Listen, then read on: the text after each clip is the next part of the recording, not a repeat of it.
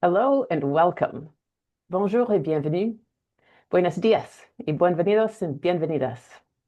Welcome to the first day of the 6th annual GPE KIX Global Symposium. Our theme this year is on using evidence for education financing and scaling innovation. I'm Tricia Wind. I'm the program leader for the Global Partnership for Education, Knowledge and Innovation Exchange, or GPE KIX, at the International Development Research Center, or IDRC, and I'll be chairing today. There's a few housekeeping notes as we're getting started. If you have any questions for the panelists or technical issues, please use the chat function. We'll do our best to assist with any technical problems. Interpretation is available in English, French, and Spanish. Please select the language of your choice, and if you wish, you can mute the original audio. L'interprétation en anglais, français et espagnol est disponible. Veuillez sélectionner la langue de votre choix. We have interpretation in English, French, and Spanish, and you can select the language of your preference. The PowerPoint is in the chat in French and in Spanish if you want to download it to follow along. If you're looking for that interpretation button, it's located at the bottom of your screen. Le bouton est un globe et c'est en bas de votre écran. Veuillez prendre un moment pour vous présenter dans le chat et nous dire de quels endroits vous nous rejoignez. Pendant les sessions, si vous avez des questions pour nos panélistes, merci de les poser dans le chat. A las À la fin de chaque francesas. session, la modératrice ou le modérateur sélectionnera certaines questions. Voy a hacerlo de francés directo. Cette année, nous avons créé un tableau virtuel où vous pouvez partager Hay vos présentations avec les panélistes et les autres participants aujourd'hui et demain. Le lien se trouve dans le chat. Vous pouvez aussi y accéder via le code QR à l'écran. Le tableau virtuel est votre espace pour partager vos idées, vos expériences et vos outils.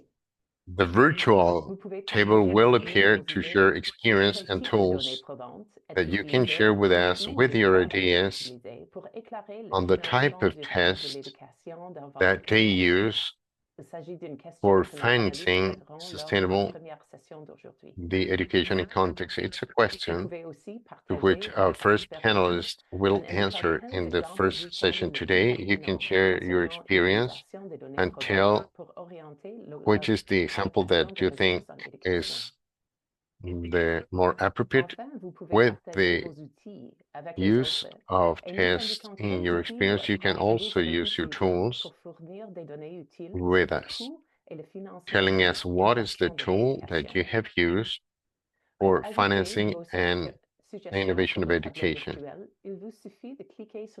To add suggestions in this virtual dashboard, you can click plus and then register. Critical challenge, the global education financing crisis. According to UNESCO estimates, low and lower middle income countries face a $97 billion annual funding gap, with aid to education declining at its steepest rate since the 1990s. Such underfunding of the education sector forces us to reimagine how education is financed, to come up with sustainable pathways, and most importantly, make sure every investment counts. Smart, evidence-informed financing is more critical now than ever. By bringing together policymakers, researchers, funders, and implementers, this symposium will explore evidence-based strategies, innovative financing mechanisms, and practical tools for scaling impactful education innovation, even amid financial constraints. Our goal today is to contribute to global efforts to rethink education financing, promote equitable, evidence-driven investments, and showcase successful models for scaling in diverse contexts.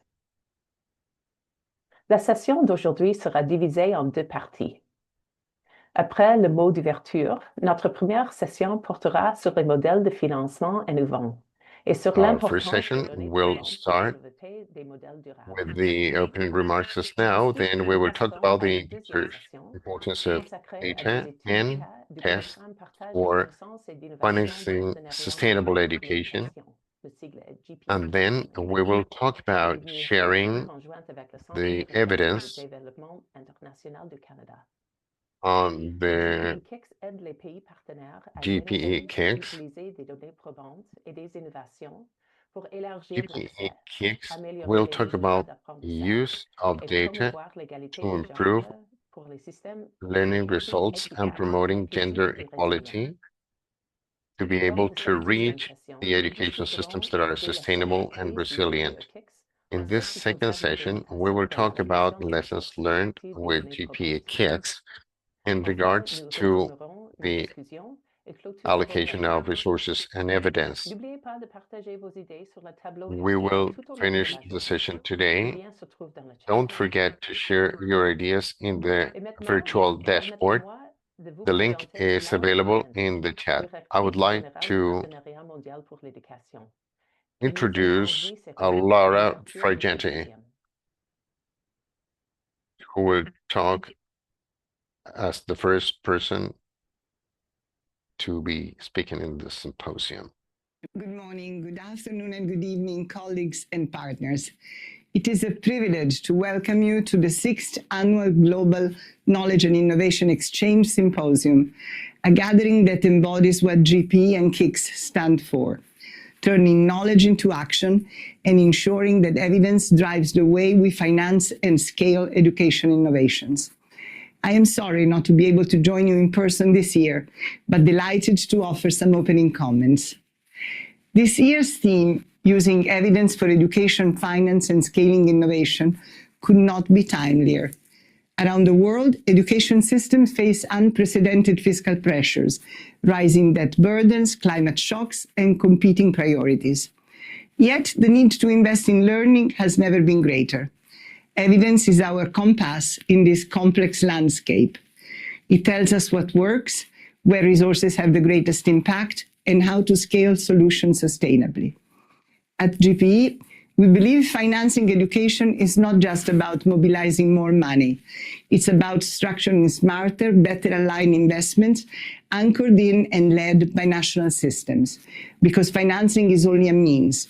The purpose is to expand equitable learning and long-term inclusion. But systems don't transform on intentions alone.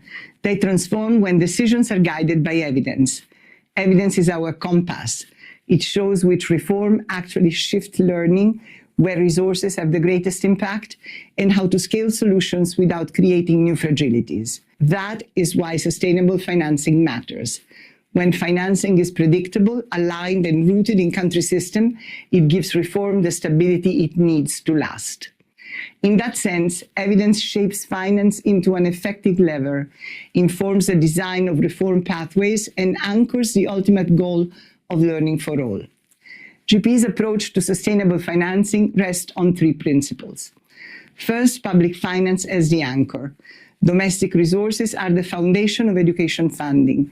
We work with governments to strengthen fiscal space and improve spending efficiency, because sustainable transformation starts at home.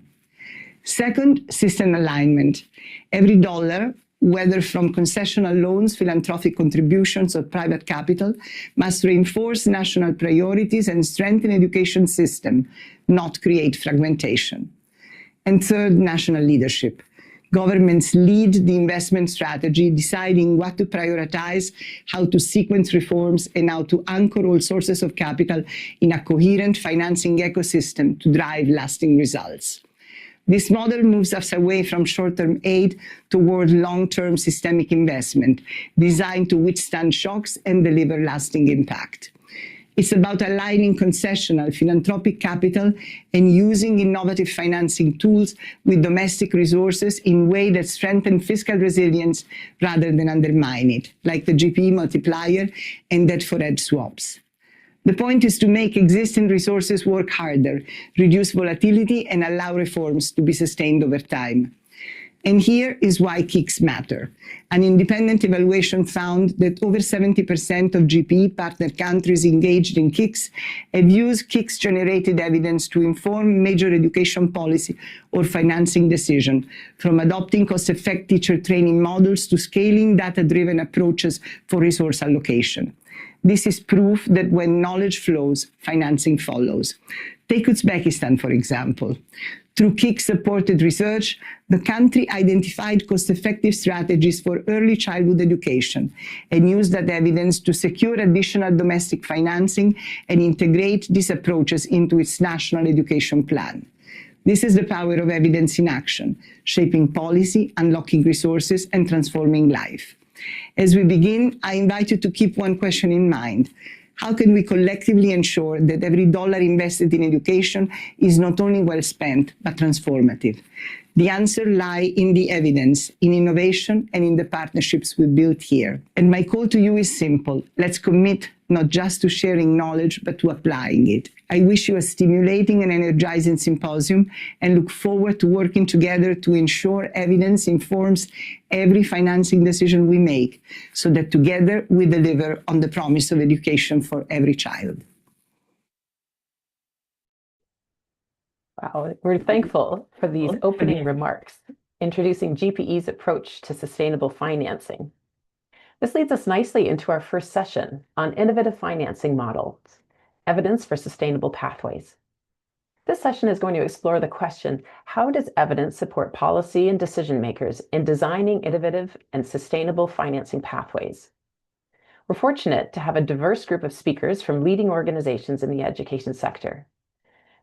Let me introduce Rafael Martinez, Economist Lead on Sustainable Financing at the Global Partnership for Education, who will be moderating this session. Rafael, over to you. Thank you so much, Risha. I'm very happy to be here. We only have 1 hour, so I'm going to go straight to what brings us today together. So I'll start with something fairly simple that everyone in this room already feels.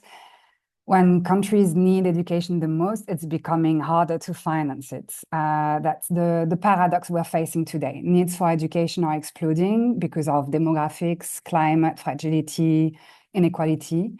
But at the same time, domestic budgets are under pressure. Aid to education is declining and fiscal space is tight everywhere. And inside our own sector, we all recognize the reflex to think, or if only we had more money, we could finally solve this, more teachers, more classrooms, more digital tools, more inclusion. And the need for more is real, but we've also learned that, especially the past decade, and sometimes painfully, that more money on its own doesn't automatically mean more learning. So what really matters is not only how much money comes in, but whether financing is predictable, integrated into national systems, and sustainable over time. And when financing is volatile, fragmented, or short-term, systems just can't plan, can't scale, and can't protect reforms. And the result is not just slower progress, it's a structural underinvestment that accumulates year after year. When we actually know that the returns to education are among the highest we know in development. So that's why the question today is not only how do we use evidence to bring in more money into the sector, but how do we finance education in a way that systems can actually sustain over time. Next slide, please. When we talk about financing education, in reality, we're talking about the coexistence of very different forms of capital that all interact with the same education system, but we should ideally interact together to create a sustainable ecosystem that stands on its own over time. So at the center, and as the anchor of this ecosystem, there's domestic public finance, taxes, public budget that pay teachers and keep schools running. And this education budget doesn't grow automatically. It grows within a fiscal space that is constrained by growth, debt, deficits, political trade-offs across sectors. So sustainable financing is not just about more money for education, it's about that hard work of growing the fiscal space itself and increasing education share within that pie. So around that core, we have external and concessional resources, what's called here catalytic capital. It's official development aid, philanthropic grants, cross-sector financing like climate financing that we're going to discuss that can accelerate reforms or absorb shocks. And depending on the context and risk appetite of a given country, These catalytic resources can also help attract and lower the cost of bringing in private capital for financing public education to expand the provision and quality of that public education. But that can only happen with strict equity, affordability, and regulation guardrails. So the problem today is that these sources are often treated as separate universes, and they don't systematically work through country systems. So if we're serious about a renewed approach to financing, the real shift is to avoid to stack those resources next to each other, but to structure the capital flows into sustainable pathways that the system itself can carry over time. And where education would be no longer positioned as a social cost that has to be constrained, but as an investment that creates fiscal dividends over time. Next slide, please. On that slide, I want to show in a very simplified way how the money moves through the system and why evidence matters at every step of that journey, from that block left to the right left, going back to the left block. When we're talking about how money gets in and out of the system and whether the journey is sustainable, we're talking about that at two levels. The first one is at the system level on the left end. Can the overall fiscal envelope carry that effort year after year?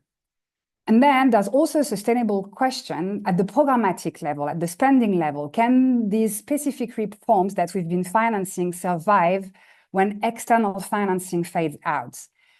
But before I walk you through this chain with a little bit of more detail, I want to briefly introduce our panelists. We will be speaking to how evidence operates along that financing pathway today. So we have Jennifer Swift-Morgan. She's Director of Foundational Learning for Prevail Funds. We'll hear from Lydia Baker, who's a Principal Climate Change and Education Advisor at Save the Children. We have Arushi Terway for Education Finance Lead in NORAG, and we have Polycarp Otieno as Education Specialist, UNICEF ESAO. And I wanted to get back to that slide. So I don't know if someone can put up the slide again, because I'm going to try to signpost a little bit the interventions of our speakers on that diagram. So everything starts with mobilizing resources, and it's not just like more money for education in the abstract.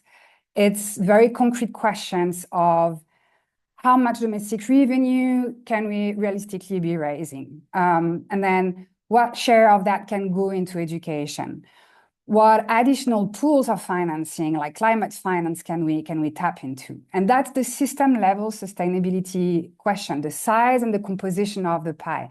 And that's where evidence is needed on fiscal space, domestic revenue potential, the returns to investing in education. And that's exactly where Polycarp's work on domestic revenues and Lydia's work on climate finance sits in that chain that you can no longer see on the screen.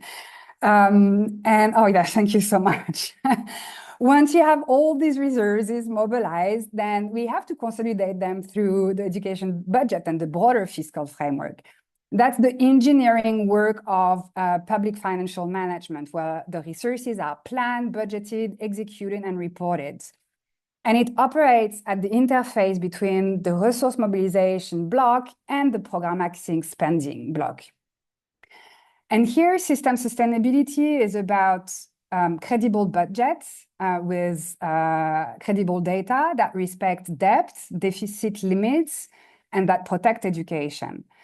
And also it's about evidence on how the different sources of finance that I was presenting on the earlier slide can actually enter the country systems. Are they going to strengthen the PFM system in place? Are they going to create sustainability over time? Or are they going to operate in a fragmented and parallel way? And also, are those resources predictable enough for being able to plan over a multi-year basis?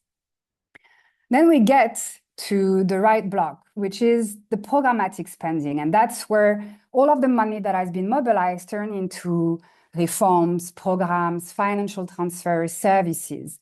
And ideally, that spending flows as much as possible through the country system, so through the PFF system. So it can be repeated, it can be scaled. And Polycarp will also touch on that question of PFM. In programmatic spending, the efficiency and equity are the two guiding stars. It's about getting the largest learning and equity gains for each dollar, and it's about delivering at scale and being still able to offer the recurring cost of those programs. So this is where the program level sustainability really shows. It's like, how can those programs be maintained once external funds would step back? And that's the space where Jennifer's work on moving from, oh, this actually works and that has been evidenced, to we're going to invest at scale is located. So that programming spending should be efficient and equitable for producing results that others can see, and others very important bodies like ministries of finance, parliament, external partners.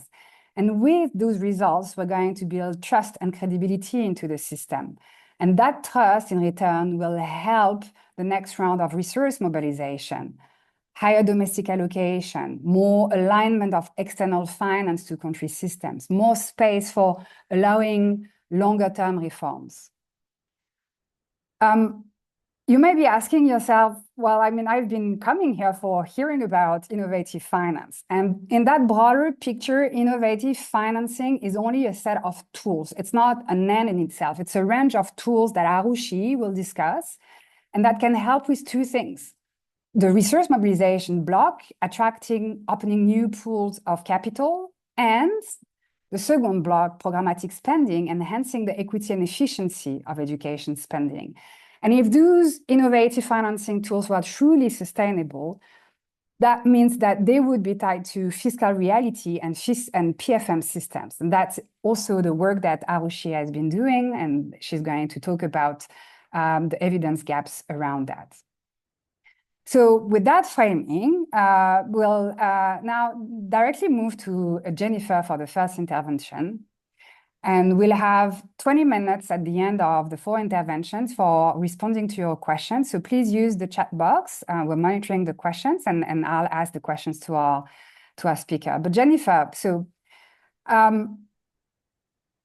let's start with like the programmatic end of this financing journey. So when evidence actually translates into programmatic investment and scale. From Prevail's experience at country level, what sort of evidence had to be in place for you to move from these works to, oh, we're ready to invest at scale? Great. Thank you, Raphael. And thank you for inviting Prevail to be on this panel.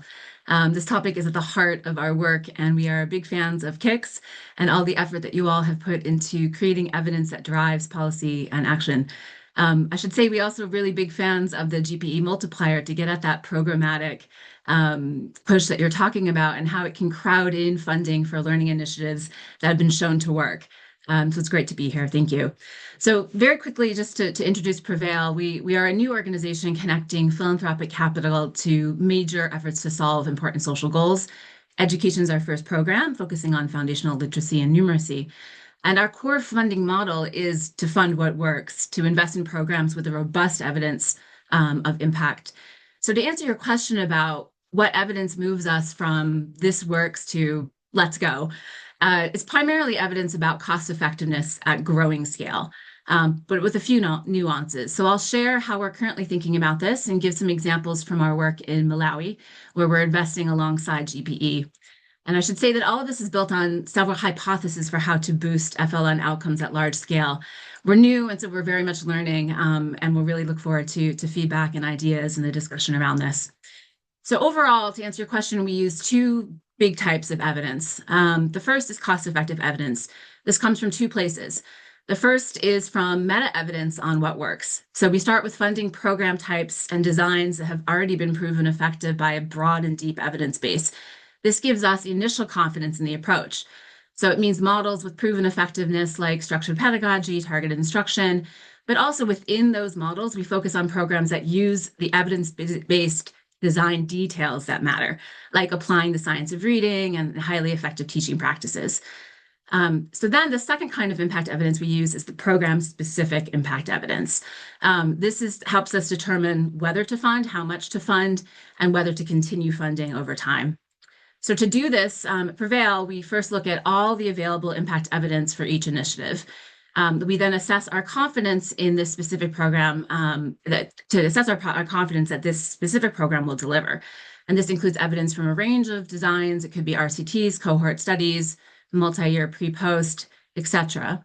And then we look at the quality of this evidence to determine our level of confidence we have that this program will generate positive effect on foundational literacy and numeracy outcomes compared to business as usual. We also look carefully at whether a program that is scaling maintains all of the elements that were used to get good results at smaller scale and in an earlier evaluation. It's easier to do a lot at smaller scales, we know. So we factor that into our confidence assessment as well, of whether a scaling model will be expected to get similar results, depending on the factors that go into it. So then we look at that's the impact evidence. We then look at the program cost data. So we do a detailed cost analysis together with partners to estimate the cost per child to deliver this program. And we combine that with the impact data to determine overall cost effectiveness. We derive a metric of the effect size per $100 that we use to determine how much impact is being achieved with every dollar spent. We know this matters not just to us as funders, but to ministries of finance, to parliament, to citizens about how their money is being used. So this is really important factor that drives our decision making. So again, to figure out what's working generally to how we want to invest at scale, we also do look at other evidence on key factors, especially around execution and system integration. So first part of that is implementation monitoring data, what we here at Prevail call routine data flows. This is just showing what programs, how well programs are executing. It helps us all understand implementation quality. And it's a measure also of how much attention is being paid to execution. When governments and the organizations working with them have these data, they can better respond as needed. And this relates to our overall hypothesis that impact comes from evidence-based design times good implementation. So having that data, if only 50% of the teachers are doing what you think they need to do, it's an indicator that you're not going to get great impact. So finally, we also look at other qualitative data on other key factors that make up our overall theory of change of the likelihood that a program will be able to scale and will be successful at scale to continue to get impact. This includes how well the initiative is aligned with policy, as you were saying earlier, and integrated into the government systems, how strong the political will is at different levels for the reform, other ecosystem factors, and how well the Reform Partners team is positioned to support scaling process to ensure good impact that can be sustained at full scale. I just want to add that we also invest in evidence generation itself. We know that there's not always the funding needed to have the answers, to have these data. And so on the evidence, or on the impact evidence side, we were supporting partners to strengthen the evidence that they have year on year. This depends on the different contexts, but it could be to repeat an evaluation to confirm results at larger scale, strengthen evaluations by tweaking design and improving attribution or the relevance. And we're still learning what approaches work best in different contexts. We also support the partners to achieve those routine data flows that I talked about earlier.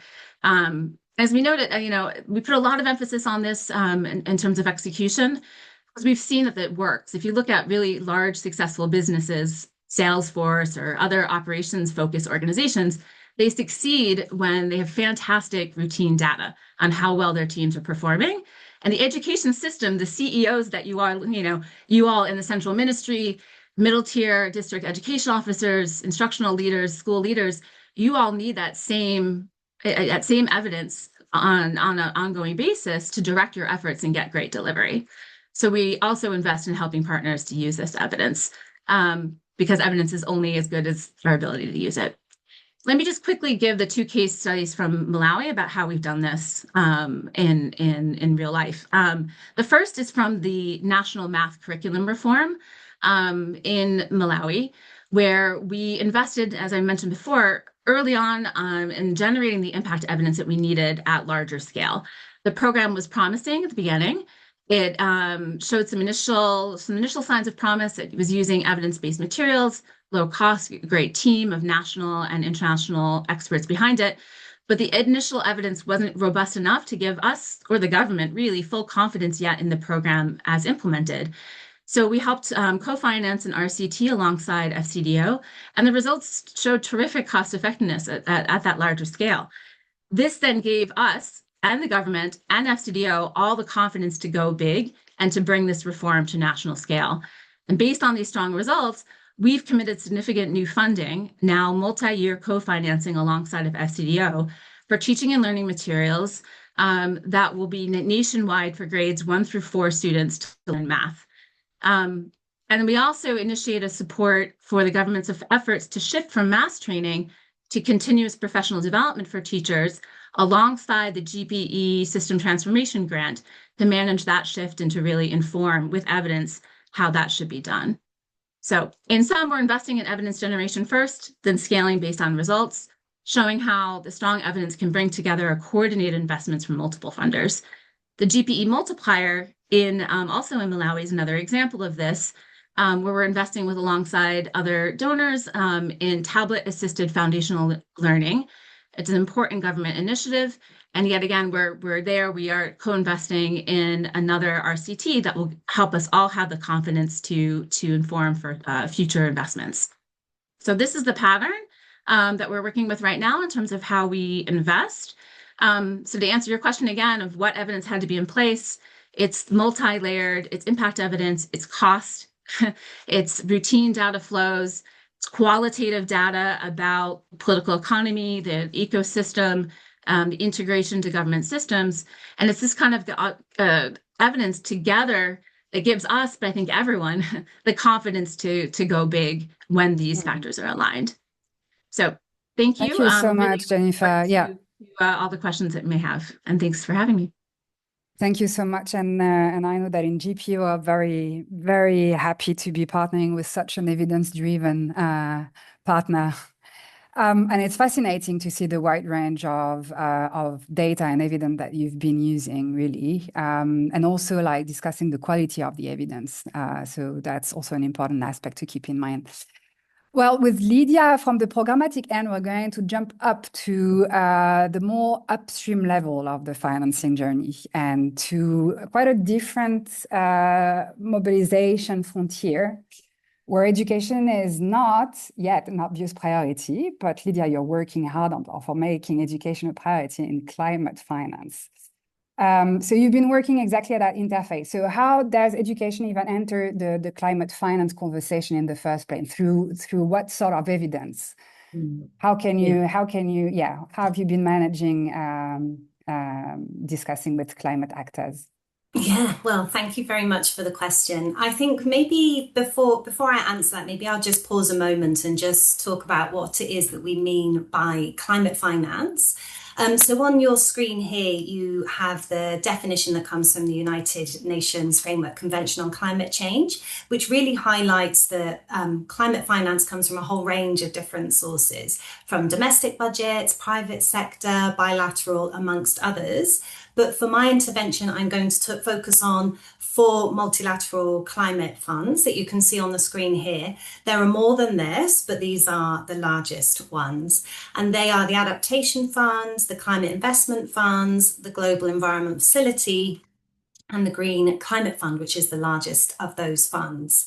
They have been established with a really clear purpose, which is to support climate change mitigation, which in summary is cutting greenhouse gas emissions, and then climate change adaptation, which is adapting to the impacts of climate crisis. And I wanted to give you a sense of the scale of the funding that we're talking about here. A recent report by these 4 funds has shown that together they have committed $34 billion, and that they have also leveraged $170 billion in co-finance, working across 145 countries. So this is a very huge financing stream. There is also a new fund that's been established as well, which is the Fund for Responding to Loss and Damage. But the important question for us, I think, is where is the education sector in this particular type of funding? And at the moment, unfortunately, it is still very much on the margins of this funding. So if I was to present any data set to you, you would see that education is very close, if not at the bottom of all of this funding. And we have to ask ourselves a question, I think, about why is that essentially? Because for all of us on the call today, we know the education sector has been severely impacted by climate change, and we also know the role education can play in protecting communities and in building resilience as well. But this is certainly not, unfortunately, a shared vision with climate actors and other partners. But this is why the BRACE project is so significant, because it really is a breakthrough moment, I would say, for the education sector. So BRACE is building the climate resilience of children and communities through the education sector. And this is the first time that the Green Climate Fund and the Global Partnership for Education have come together to combine forces and to co-finance a climate and education project. It's working in 3 very different contexts in Cambodia, South Sudan and Tonga, which is deliberate, and it's going to be driving a very strong evidence base as well. I think the important thing to note about this particular project that it is now shown that the education sector is clearly eligible for this type of climate finance, and other countries can do the same thing if they position themselves for it and if they position themselves well for that.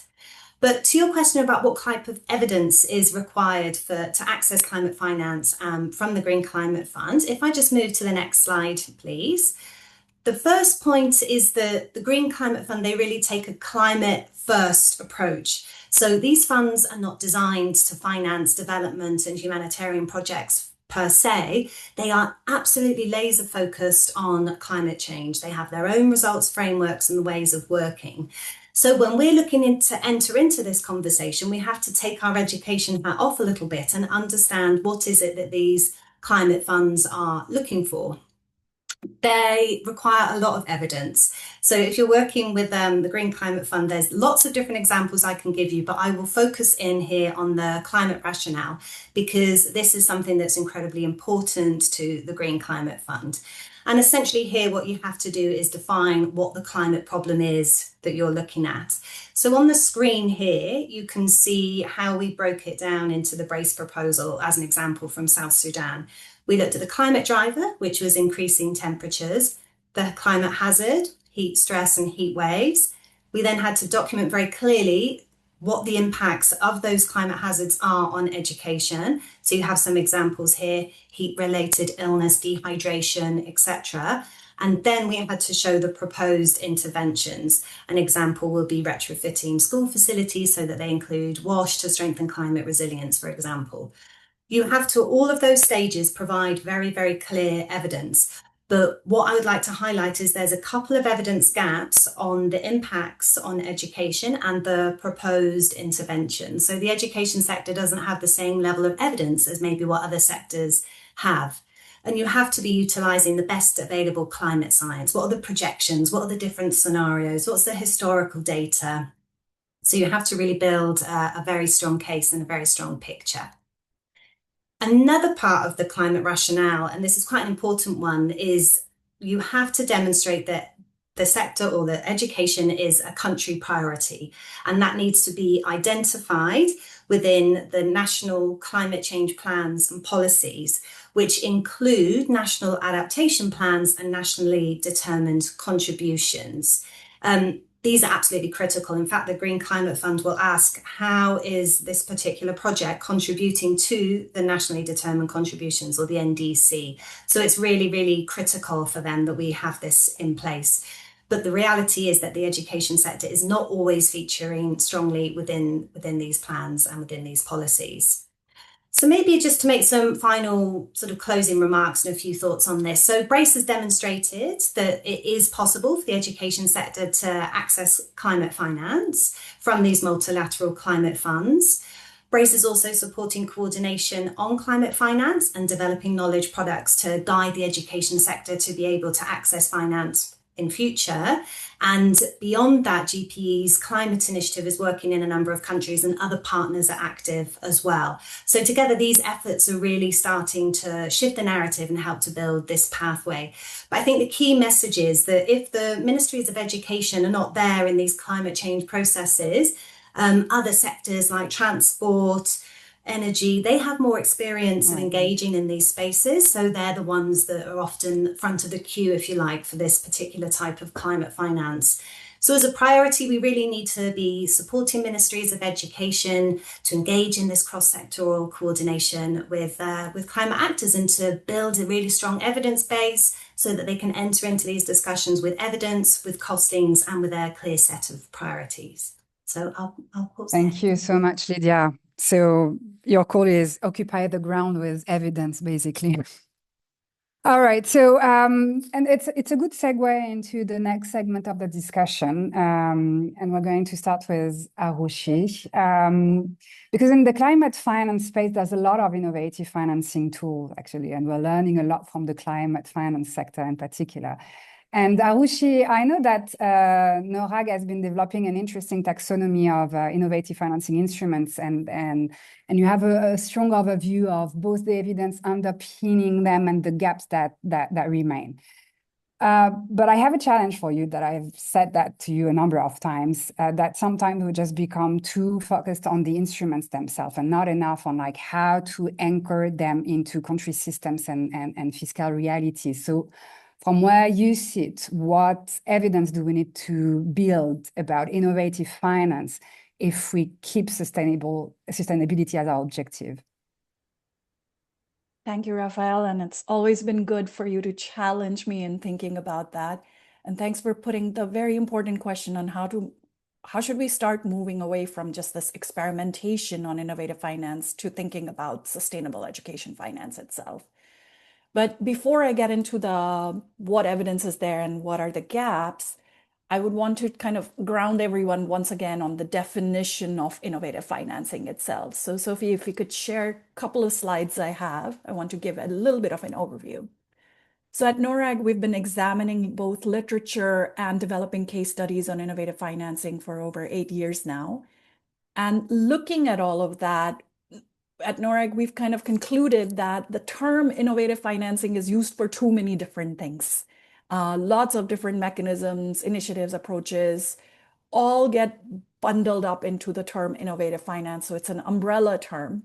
But what is common across them, if you look at it definitionally, is that it's a creative financial structural or arrangement that's moving money around. Now, in development and then in education itself, the goal there is to raise additional funds or maximize the efficiency and effectiveness of the funds that are there, or to do both in some mechanisms. Going beyond just this basic definition where on one side we are looking at resource mobilization for education, and on the other side we're looking at the financial management for more effective and efficient use, we've tried to build another taxonomy to look at different innovative finance. So if you could change this slide, the next slide. This grouping and categorization is not perfect. There are a lot of overlaps, but we've kind of generally tried to group them and categorize them in this way, where you can think of innovative financing models as just new models, completely new financial structures like impact bonds or income share agreements that have developed over the last few years. Then there are models that are very specifically geared towards improving the effectiveness and cost efficiency side of things. None of them automatically lend to equity. We have to do that very deliberately. But results-based financing, outcomes-based financing, that's where that is located. It's more about the effectiveness and efficiency. Then there are new funds that have been started that is attracting attention to very specific challenges in education. So Education Cannot Wait has been doing that. GPE Multiplier Fund is doing that. Then we start getting into how to get additional funds from existing sources, existing actors. And that's where a lot of the initiatives have happened in taxation, like the Ghana Education Trust Fund or the India's Education Cess program that is raising money from existing sources, from public side, or debt buy downs, things like that. And then there are new funds to attract new actors. So blended finance, impact investment, all of those types of models fall under that. So I just wanted to make it clear that when we say innovative finance, it doesn't mean just one thing. We do have to look at the specificity of the initiative and the pilot or projects that are happening. So now moving on to the evidence part. To date, the most amount of data we really have are about results-based financing, outcomes-based financing model. And what we know in these projects is more or less they are achieving the targeted results that they set out to do. That is happening. Where the evidence gap is that we don't know whether it is the financial structure that contributed to achieving those results, or you would have achieved those results if those initiatives got funded anyway. Okay. Now, one reason is that we don't have enough places to compare it with. So we don't have enough counterfactual to really examine whether an innovative finance or a traditional finance, how do they compare, and how would innovative finance contribute to it? But the other reason for why we don't have enough evidence is that each mechanism and initiative has its unique nature. Each has its own logic for what education challenge it's addressing and how it's addressing it. And a lot of that logic, and you can stop sharing the screen now, Sophie. A lot of that logic really depends on the context. And here, I don't mean context just on which country or education system it's being implemented in, but also what is the financial and regulatory system in that country that is being used to design and implement that financing mechanism itself. And even more important is the actors who are engaged and the ones who are driving the design and the implementation. Each actor has its own motivation, whether it is the national government, donor organizations, private investors, and in innovative financing mechanisms, often intermediary organizations also come in who are not necessarily the financiers of these things. And they all have different interests and motivations.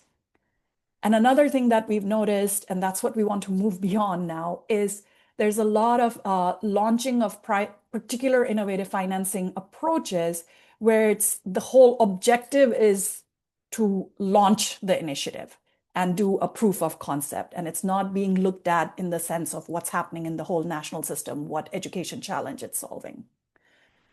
So if you're really thinking about sustainable finance as the objective here for using innovative financing, then we need to gather a lot more contextual evidence, okay? And gather it on multiple case studies and multiple conditions. First, we need a very clear understanding that everyone can understand and evidence of the objective of the particular innovative financing approach and the initiative, the project itself. So is the particular financial structure designed and then implemented to mobilize more funds, or is it more about the effectiveness and equity? Why is it even designed? And then what is it in the design feature that's going to lead to it? Then we need to gather evidence on whether that actually happened. How did it happen? Under what conditions? And this is very much going back to Jen's point on you really need to look at what conditions were present in the system to make it happen. It's not just the magical design of the intervention itself. There's a lot in the system that is needed. And then third, we need to gather evidence on how the specific approaches interact with the national priorities. So if we are thinking about sustainability and scaling, you do need to look at how it's aligned with that or not aligned with that, especially when currently a lot of the private sector financing mechanisms where private actors are involved, they're actually working outside the public system completely. So how do we, even though they have sometimes the goals of meeting the national priority, we need to understand how that's coming in. And then I would say if sustainable finance is the goal, just producing evidence is not enough. We really need to put this evidence in the hands of the national actors, and we need to put national government in the driver's seat here. Public sector ownership, where the innovative financing initiative itself is embedded in national systems, is critical for sustainability. For both resource mobilization and financial management, it will need to be grounded in domestic funding sources. So not this undependable external sources, but domestic financing sources where donors and philanthropies and private investors are being used as catalytic support to support the national priorities.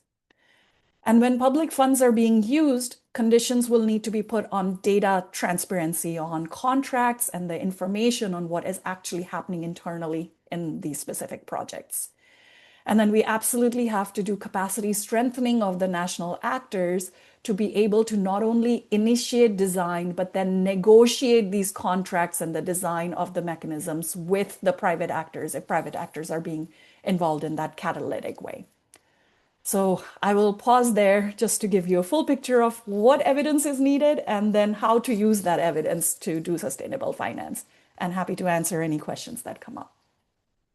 Thank you, Arushi. And you made the point a number of times that, I mean, we have to always get back to public resources, basically, as the basis of sustainability. So that opens the question to Polycarp, because Polycarp, you're currently working where the sustainability question starts and ends, in a way, at the level of domestic revenues, macro fiscal reality. So even before we consolidate anything into a prioritized education budget. So, I mean, maybe you can share a little bit of like, what is your current thinking, so we can use the evidence for mobilizing public resources and then channeling them into education. So moving beyond the general advocacy of like more domestic resources. So what have you been working on that can help us think through that question? Yes, thank you very much, Rafael, for this question, and thanks to GPE and IDRC for making this platform possible. I'd just like to mention that UNICEF is a proud supporter of this caliber of platforms that allows countries and practitioners to learn about scalable and sometimes transferable solutions. As you noted earlier in your opening presentation, domestic revenue obviously is the backbone of sustainable education financing. And this is a message that we have to continue emphasizing in all our engagements, whether in bilateral policy discussions or symposiums like this. Another thing that we also need to come to terms with is that there is a fiscal reality across low and middle income countries that is tightening. The fact that debt servicing has become a direct comparator to social spending, including education, and countries now face the difficult task of creating fiscal room before they can meaningfully increase education allocation. Across a lot of evidence, we see no shortage of facts around the description of this reality. We know that in most low and middle income countries where Africa is overrepresented, the tax to GDP ratio is very low, around 15%, which is incomparable to the ratio in high income countries. This means that even in countries allocating relatively high shares of budget to education, they still face a lot of lost per student spending, and because the revenue is very small. So in simple terms, we can say that the pie is too small in most countries, and therefore the sustainability equation starts even before the allocation of resources to education. It starts with what governments can realistically mobilize, given their economic structures, given their tax policies, and given, of course, their political constraints. And so the question that you pose, moving beyond advocacy, and across Eastern and Southern Africa, what we see is a shift from advocacy where we are moving away from increased domestic financing narrative to evidence-backed fiscal diagnostics. And we've seen this across the Ministry of Financing because they are increasingly asking which revenue instruments are politically and administratively feasible, what realistic yields can each option generate, how do these align with the medium-term fiscal frameworks. So in Tanzania, for example, we are supporting a domestic resource mobilization effort through the GPE KIX country support mechanism in a process that is jointly led by the Ministry of Finance and the Ministry of Education. The work focuses on generating evidence around specific realistic domestic revenue levers, and we are specifically looking at two aspects. Number one is the tax exemptions, which is huge. In a huge part of the work. The second one is compliance in value-added tax and, of course, the income tax. And we do know that across Africa, countries collectively lose about 8 billion US dollars annually. This is a piece of evidence that was produced last year by a collection of NGOs, CSOs, and international organizations that work on tax administration. And this is revenue that is lost due to aggressive tax avoidance practices. So as we look into these two streams of work, the tax exemption, we are looking at it for that purpose. Our preliminary analysis show that in Tanzania, about 760 million US dollars would be available in additional revenue. And this could help beef the small pie that we've just mentioned, because this is the problem in a lot of countries. So once you plug in this into the fiscal system, then you have an opportunity to increase spending in education. So just to finalize on your question, I'd just like to mention that what is important in this piece of work is how the evidence is being generated. I've just mentioned that this is a joint work with the Ministry of Finance and Ministry of Education. So we are co-creating this within Tanzania's fiscal system with the entire architecture of the Ministry of Finance as well as the Ministry of Education. So ultimately, when this piece of work is done, it will not going to be an external report that we be pushing to government. It is something that the government will own, and it will be validated through their own process and therefore usable for any decision that is to be made. If you have 760 million US dollars available potentially to your public system, this is something that should increase the appetite of government to take that decision. Thank you. Yeah, and I mean, like the importance of being country-led and country-driven and contextualized. That's also linked to the point that I was making earlier, which is trying to channel as much as we can all sort of resources that we can mobilize through the country systems themselves. And so for that, one important piece is using the public financial management system in place. I know you're also working on that, so maybe if you can take 2-3 minutes for discussing this, and then we can move to the question and answer session. Thank you, Rafael. And just to also stress that domestic revenue potential only matters if it is aligned to the PFM. And so as we're looking at these additional resources, the steps that we are lining up further down the road is, number one, prioritization in sector plan. If we are not feeding any priority in the sector plan, then it means that even the potential resources that are coming are not going to be of any use. So first, we have to define what the additional resources would be achieving, whether in early and foundational learning or teacher management or secondary expansion, because then we have to link with the needs of the country. Second is, of course, converting macro fiscal scenarios into clear financially modeled policy choices. So what expansion ambitions do we want to have with those particular subsectors, whether in early or secondary education? Of course, this would allow the Ministry of Finance to see how the additional resources help the system.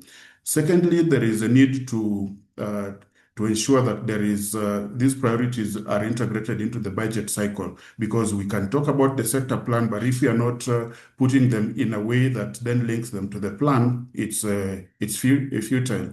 So we have to make sure that there is linkage with the medium-term expenditure framework. If the governments are operating on a program-based budget or item budgets, there has to be clear integration of that. In Tanzania, we're working with the program-based budget, so we are going to ensure that this is introduced.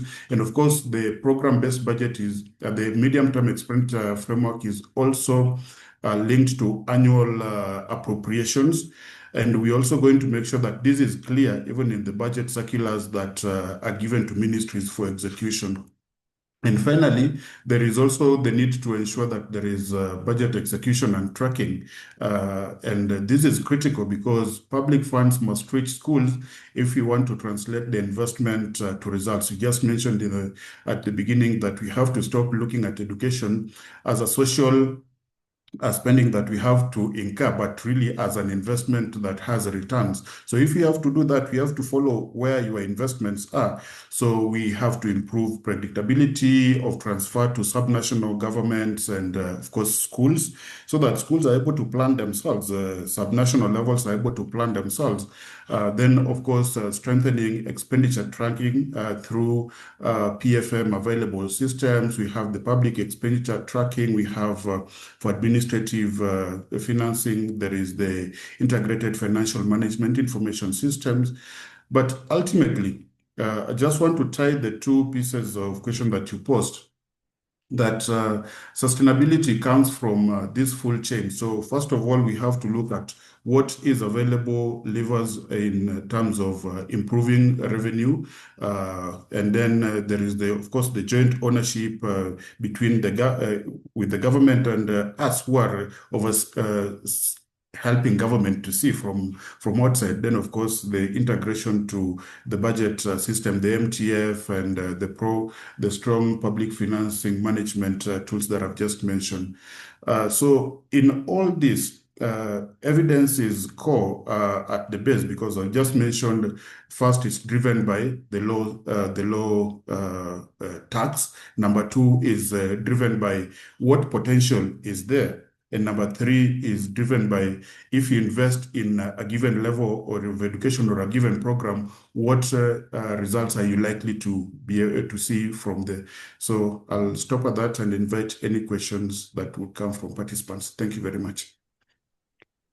Thank you, Polycarp. And since you invite questions, let me start with you. That's a question that was just asked about how to make sure that education budget are being allocated in an equitable manner. And UNICEF, you're working a lot on that. But maybe I was also wondering whether Arushi can complement the answer with some of the innovative financing mechanisms that are more particularly looking at the equity dimension of spending. Polycarp, you want to take that one?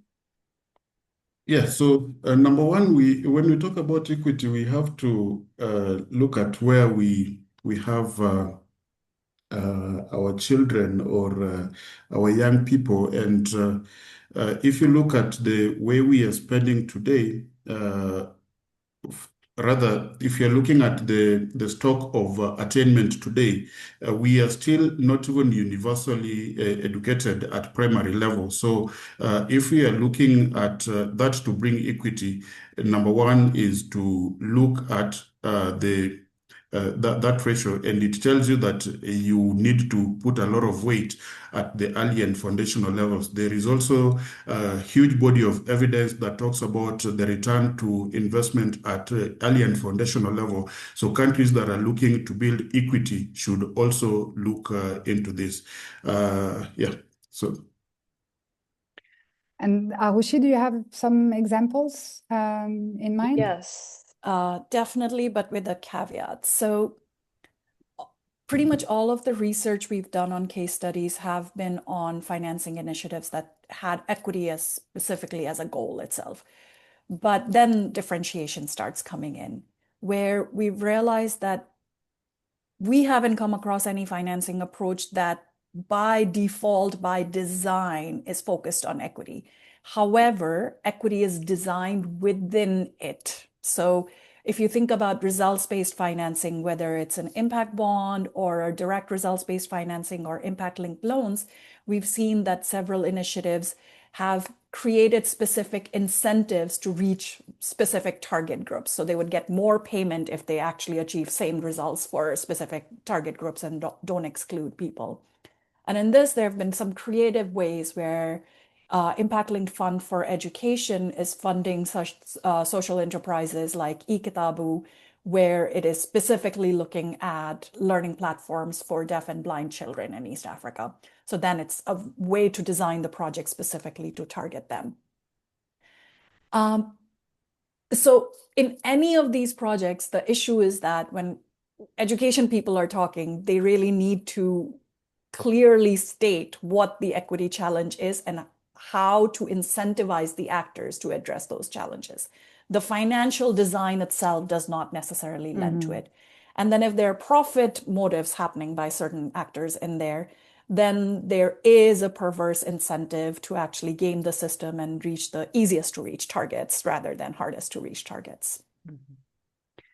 Thank you so much. It's actually also, I mean, one of the dimensions, the equity of allocation and spending. There is also questions around efficiency in the chat box. And if I can please remind the participants to put that question in the chat box, because we're going to use that medium for discussing with the speakers. There is one question for you, Jen, actually, that is related to the cost effectiveness research that your organization has done, and to what extent you've been looking at the possible efficiency gains through implementing programs via local SCOs, the civil societies, for instance. Have you been researching that question? We don't research the question specifically of different efficiency gains from different models, but what we do is look at the programs that are focused on foundational literacy and numeracy and are getting some initial signs, at least again, of good impact. And then we look at the cost around that.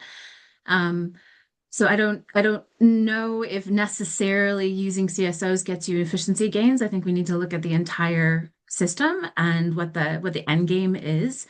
And look at it from not just the system, but the ecosystem, right? So if these are CSOs that are local, that are homegrown, are going to be around, are really part of getting education working over time, then they're part of that ecosystem. That's different than having an international NGO come in and do a thing for a few years. And so if that's really part of how that system works, then we should be looking at how the different finances flow to all the different actors around that. It's not a specific question that we have researched, but again, we consider all different models that are using cost-effective approaches to get kids reading and doing math. And so that does include, in some cases, CSOs, and then we look at the cost around all of that. Mm-hmm. Thank you so much. There's actually a follow-up question for you. Like, what sort of evidence are you using for targeting countries? Or either like a selection process where you would be using evidence for your programs? Yeah, to date, we've really been starting with program first, looking at the existing initiatives that are out there. And so we are looking across sub-Saharan Africa and in South Asia. And so we're looking for programs that, again, have some evidence, even at small scale, that they're, again, using the evidence-based approaches and are getting some interesting results.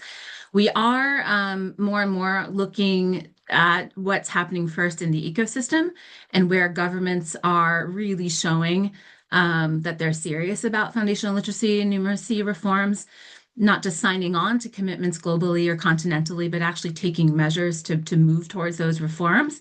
And then we recognize that that can provide the biggest potential opening for these reforms to go to scale and to succeed at scale. So that ecosystem analysis is something that we're starting to do more and more as well. Very interesting. Lydia, there is a question for you, and I think that's what you basically discussed during your presentation, but maybe if you can sequence the steps that you would see into securing access to global funds for climate finance. What would be, more than the evidence, like what are the steps that you would suggest to the audience to get there? Yeah, absolutely. Okay, so maybe to start with that, it's very much about cross-sectoral coordination. So within the climate change world, you have either the ministries of environment or the ministries of finance that are deciding on the climate finance priorities. These are country-driven priorities. So very often the education sector is not part of those conversations. So an initial first step would be to build that relationship. The next step from there would be to participate on a regular basis in the coordination spaces, in the different committees that are happening, and to bring that evidence, as we were talking about, of like, this is the impacts of climate change on education. This is some of the costings that we have. These are our prioritized interventions, and then getting those integrated into the national adaptation plans, the nationally determined contributions, so that there's a clear pathway. And I think, yeah, collectively we can be supporting ministries of education to get on that path, because even though these relationships do exist sometimes, we've had experience through GP's Climate Initiative where it's been the first time where they've actually sat together in a room, the Ministry of Education and the Ministry of Environment. So those relationships aren't always there. So anything that we can do to at least build up that relationship would be a good first step. Thank you so much. And I'm also going to just use what you said for answering one of the questions at the beginning of our discussion that was like, can we stop just like talking in our eco room, and how do we get to the ministries of finance and how do we get them on board? And I think Polycarp has been like giving some ideas and very concrete points. I think, Lydia, you're doing exactly the same here with climate finance, but I think there are lessons that we can use for working with ministries of finance in general, because I mean, eventually they are the ones making the trade-off under the authority of the upper level of executive power. But what I was saying in my introduction, I think that's very important, and I think you've been all reflecting on that. Like, I mean, we need to show the results so we can build that mutual trust between the different actors. And if you ask me, the first point, maybe Polycarp, you have also an idea about it, but like the first point of dialogue with the ministries of finance is the question of efficiencies. They don't want to put money into a licked basket. So how can we show that with the money that we have, we're actually bringing results and we're making the best use of the resources available, is to me the one connector with the ministries of finance, and also working collaboration for like all of the different questions of efficiencies that sit beyond the education budget, but like wage bills and those questions that goes across a number of actors. Polycarp, do you want to say something about that? And then we'll conclude. Yes, Raphael, and maybe just to tie it with a question that has just been posed by Surovi, who is asking, given the very tight fiscal space nationally, as well as the rapidly shrinking ODA towards education, what are your thoughts on the most effective use of that diminished ODA towards education? And you already starting to allude to that, Raphael, that coordination is inevitable, because if ODA is shrinking, and we even project that next year there would even be another 3.2 billion US dollar trillion cut. So it means that the little that is available has to be very well coordinated. The other thing is to ensure that if ODA is shrinking, we have to ensure that we are not creating parallel systems within government. We have to strengthen government systems to ensure that all these solutions that we are talking about, PFM reforms, capacity building, sector planning, prioritization, it is well coordinated and strengthened within that space. And of course, the other question that Doug asked is whether there are financing models that require recipients to strengthen and sustain their interministerial coordination. The tools or the instruments that Arushi did present, they allow you to, especially on the results-based financing, it allows anybody who has money or funding for government to be able to discuss in something that is co-created, what is it that we would like to see from a government system strengthening perspective. If it is teacher deployment, is it something that we are able to tag to some level of financing? If it is some PFM reporting, is it something that we are able to trigger with some level of reporting? Finally, one thing that we started with is appreciating that domestic financing is the anchor of all the sustainable financing that we're discussing. ODA, we may speak about it, but in Africa, it accounts to 3%. So 97% is where we are going to get sustainability. So that's why we have to see how can we create additional room for this 97%. And when the additional room is created and we have a bigger 97%, how can we use it efficiently to translate into results? Thank you. Well, thank you so much. And I think with that, we're going to wrap up that session. I want to really thank all of our speakers. For me, from what I've been hearing, and I'm hoping that we can continue that discussion, but if there's like a number of principles that I've been hearing through that discussion is that we all need to start from the context being country-led. We need to work in partnership, and we need to be coordinated and aligned. And for all of that, evidence is absolutely necessary. So thank you so much, everyone, and over to the KIX team for the rest of the discussion. Thanks a lot. Thanks very much. I'm just going to check that you can hear me. I just okay, great, great. My Zoom just completely conked out. So thank you, Raphael, and all the panelists for these great contributions. You've really laid out that big picture on how to think about education finance, about innovative mechanisms that can be part of sustainable financing, and where evidence comes in when financing at scale. And I'm really glad that we were talking about issues of equity in that evidence. The next panel today and those tomorrow are going to be drawing directly from different aspects of GPE KIX. And we're going to be getting at something that I think we heard a lot just in this last panel, that it's not enough for evidence to exist. Decision makers and education systems are looking to have that evidence and innovation right at hand as they are leading their own national priorities. GPE KIX is a platform that supports evidence use and fosters innovation in education. The innovations are homegrown, rooted in the realities of partner countries, and driven by shared commitments to build stronger education systems and accelerate progress toward SDG 4. GPE KIX is all of us, working collaboratively to find the right responses, to share great ideas, and to scale what works. We do this through 3 mechanisms. KIX regional hubs facilitate inter-country learning and knowledge mobilization among officials of ministries of education and representatives of local education groups across GPE partner countries. Priorities that are surfaced through the hubs orient the applied research that KIX funds. The research is primarily led by Southern-based organizations, and the projects produce grounded evidence in close collaboration with policymakers so that policy and practice can be informed by that evidence. Partner countries can also request tailored country support for evidence, knowledge mobilization, or capacity strengthening to support particular policy priorities and national needs. And Polycarp just mentioned one of those experiences of country support. In all, people are at the center of GPE KIX.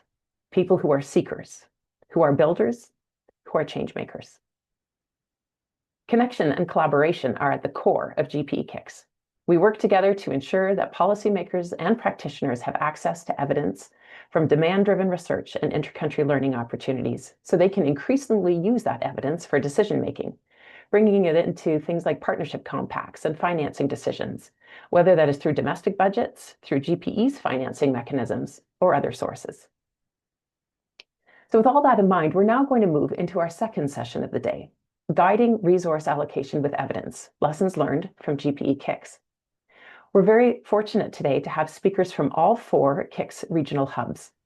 I'm pleased to welcome Raul Chacon, Director of the GPE KIX Regional Hub for Latin America and the Caribbean at SUMA, who will moderate our next session.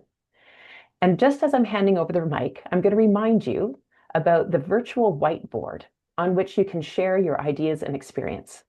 If you missed this in the introduction to today's webinar, we have a virtual whiteboard, and the link is in the chat, where you can share your ideas, experiences, and tools along the themes that we're discussing in this year's symposium. If you want to add your comment, simply click on the plus sign, type in your comment, and then click Save, and you'll be able to see that throughout the webinar and tomorrow. So with that, Raul, over to you.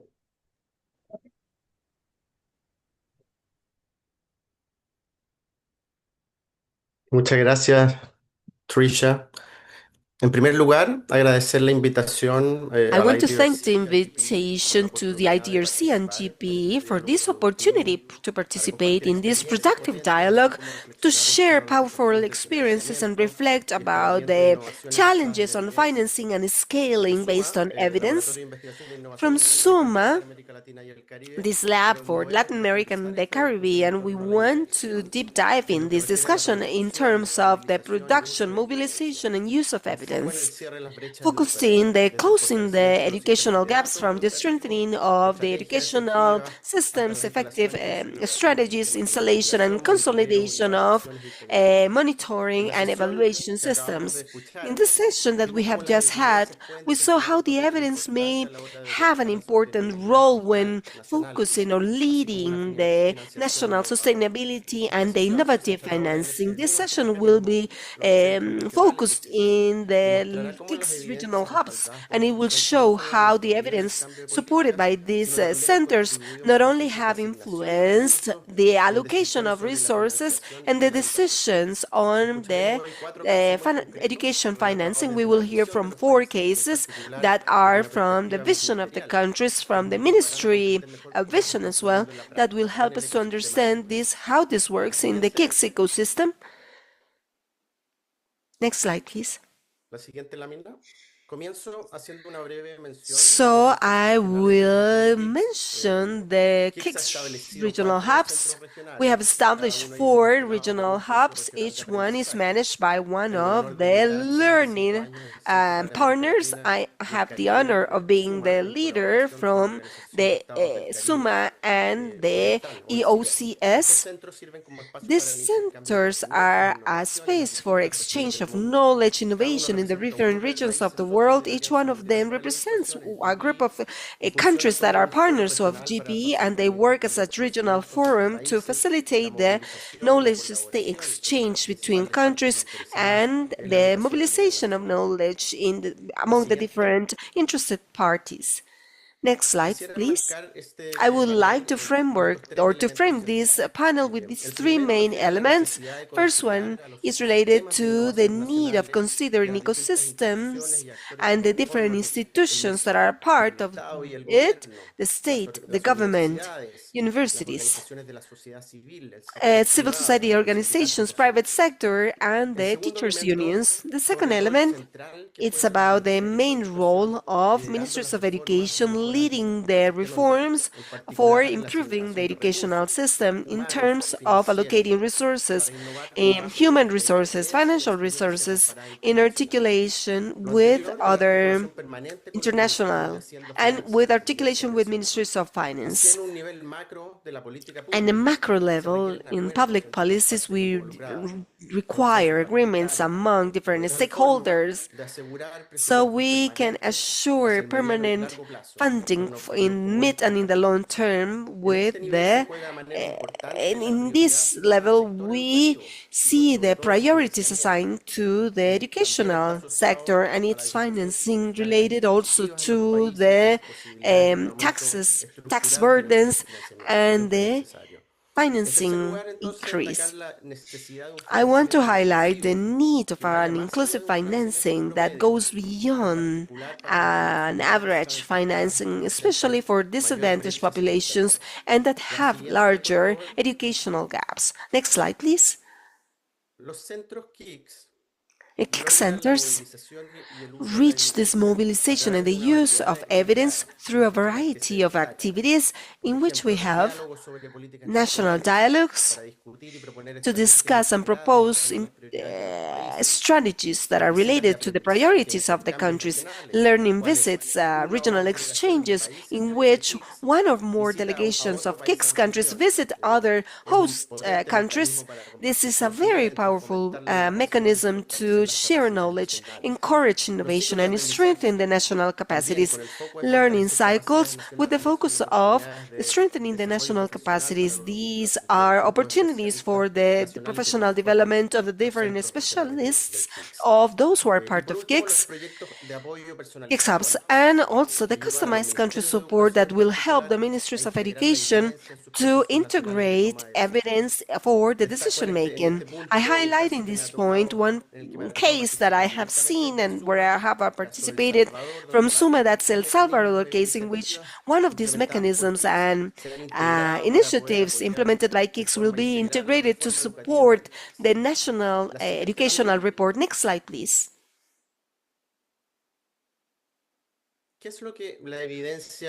So, the evidence in action that is produced from KIX, this has boosted from KIX. This has had an influence in the national resource allocation, as we will see, which will help countries to decide where to allocate the resources, where they need them the most. Also, we see an implementation along with the GPE when providing evidence aligned with the priorities of each country. And also, we see that from some cases they have used this evidence that has been mobilized by KIX in order to achieve these multipliers, so sometimes with the support of the private sector. Next slide, please. Now let me introduce our four panelists. Please consider that their full biographies are in the website of our event. First, we will listen to Isa Bacharu. He is a coordinator of the Niger national delegation, and he will explain how this policy dialogue, supported by KIX Africa 21, showed the evidence for the community centers for the young people, and they focus the prioritization of this financing for the innovation in his country. Also, we will listen to Lucy Magagula. She is the Deputy Director of Inclusive Education in the Ministry of Education, Science and Technology in Malawi, about how the learning visits to Kenya, supported by GPE KIX Africa 19, supported and influenced the decisions of the ministry to reinforce inclusive education for those people with disabilities and increase the budget for this kind of education in Malawi. We will also listen to Germaine St. Anthony Singh, technical specialist from the OECE's Commission, about how KIX, through their KIX Lux Hub, played an important role when joining the partners and articulating a shared demand to articulate an regional process for the EMIS organization. And also, we have Rasha Sharaf.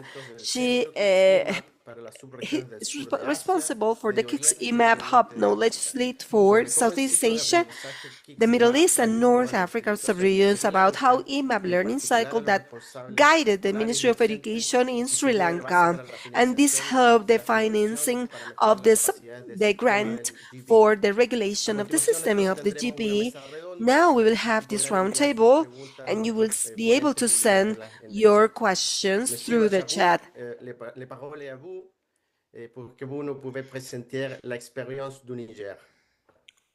Please show us the experience in Niger.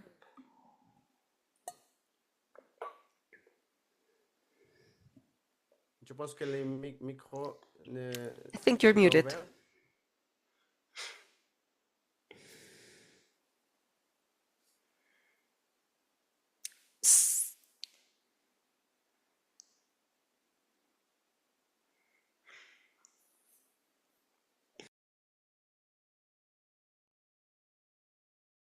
This is Pierre from Technical Hosting. I think the microphone is open.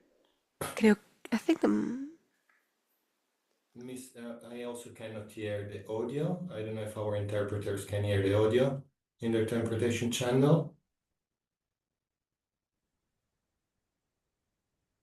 The microphone seems to be open.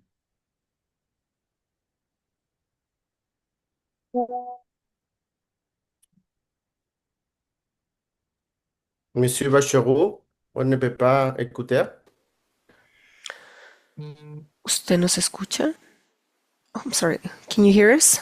I suggest that in this case, maybe we can try with our next presenter, Mrs. Magagula.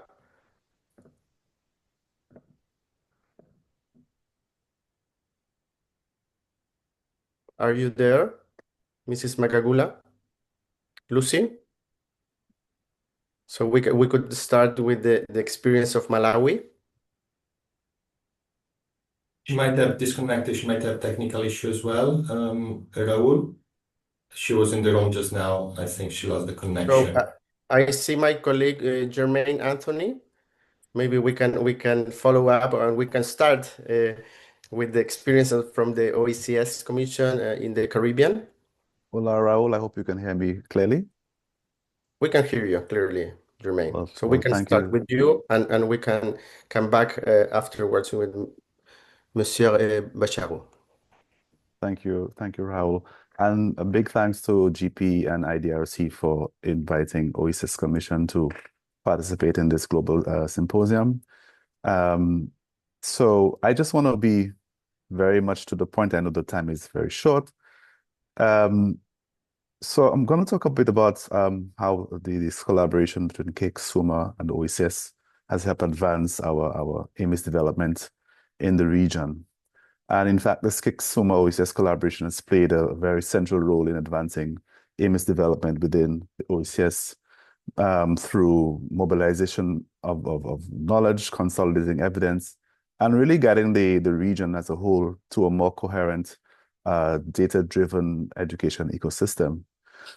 From the onset, the member states were really operating without a shared definition of AMIS, pursuing rather very fragmented procurement efforts, working within environments marked by what you might call a weak technical infrastructure. There were quite limited data governance frameworks, policies, and so on. And still today, we persist with very significant gaps in our reporting capacity.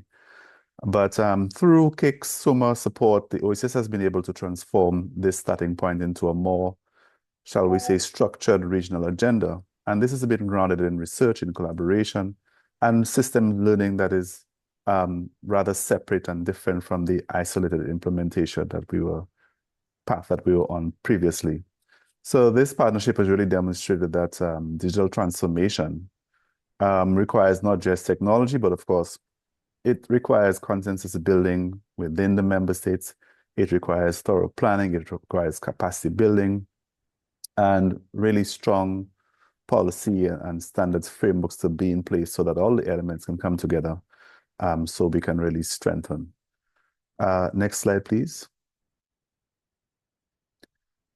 So when we speak about knowledge mobilization, this has really been the defining feature of this effort that we've been on. So through learning exchanges with countries like Guyana and the Bahamas, we've also had through inter-hub conversations with some of our partners, for example, Africa 19, we've had some useful conversations there. There have been regional consultations within the OECS. We've had roundtable dialogues with development partners. And through this, the OECS has benefited from what we might call cross-country learning and exposure to diverse implementation pathways that we didn't have exposure to before. So we began way back maybe 3 years ago with a regional AMIS technical working group when the ministers gave us that mandate. And that team basically worked to develop an AMIS evaluation tool.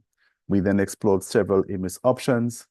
But the real meaningful fact-finding began with the knowledge exchanges. This was then followed by a multi-country diagnostic assessment, which KIX SUMA helped enable for us. And this in itself represents a major leap in evidence collection to support evidence-based decision-making. This, we believe, is going to provide us with a clear and comparative analysis of the system's gaps that exist, the capacity gaps that capacity needs, rather, that exist, and really a frank assessment of what our infrastructural readiness is.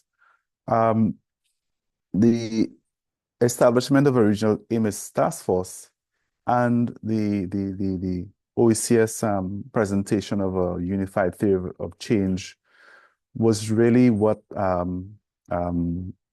sort of made or formalized our intent. And when we made that presentation of this theory of change at the third KIX conference, I think that really helped us articulate where we wanted to go. And of course, thankfully, KIX support helped set us on the right path. Next slide, please. So what have we achieved during this time? We've been able to conduct diagnostic assessments, and we have the assessment reports completed for 6 OECS member states, in addition to 4 national colleges. And this informs the drafting of our first regional data management framework, and of course, the development of open data standards ultimately for IMIS. This also puts the countries in a position for them to be able to assess their own readiness and to be able to draft or develop their IMIS improvement plans. So all of these combined, I think, lay the foundation for the necessary policy harmonization and interoperability. And these have been two long outstanding challenges that have limited our capacity.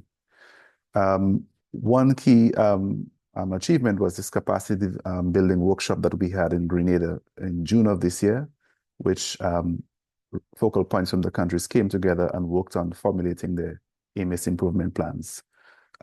So this is demonstrating itself a shift from the diagnostic assessments to actual strategic solution design. And I think another major achievement for us is that Ministers of Education, our Council of Ministers for the OECS, have since expanded the OECS mandate based on the evidence presented to include regional procurement coordination, adoption of harmonized policies and standards, as well as the engagement of regional developers. That's a key one. And these are outcomes made possible only through this evidence consolidation and advocacy supported by KIX SUMA. Finally, next slide, I want to look to the road ahead. And what we're anticipating is that the impact of all of this research finding is going to be very transformative. So with the IMIS, or rather the body of information we have, we can see, for example, the OECS SKIP project, which is going to have a focus on post-secondary IMIS tools, that is being informed by the evidence collected. We're also seeing increased interest in collaboration and cohesiveness among partners like UIS, GPE, IDRC, and of course SUMA, and that's going to be ongoing. Additionally, we're further exploring solutions like DHIS2 with our African 19 counterparts. We think right now we stand on the verge of building a unified, scalable IMIS solution with support from perhaps the World Bank Systems Capacity Grant Mechanism. And the focus is going to be on interoperability.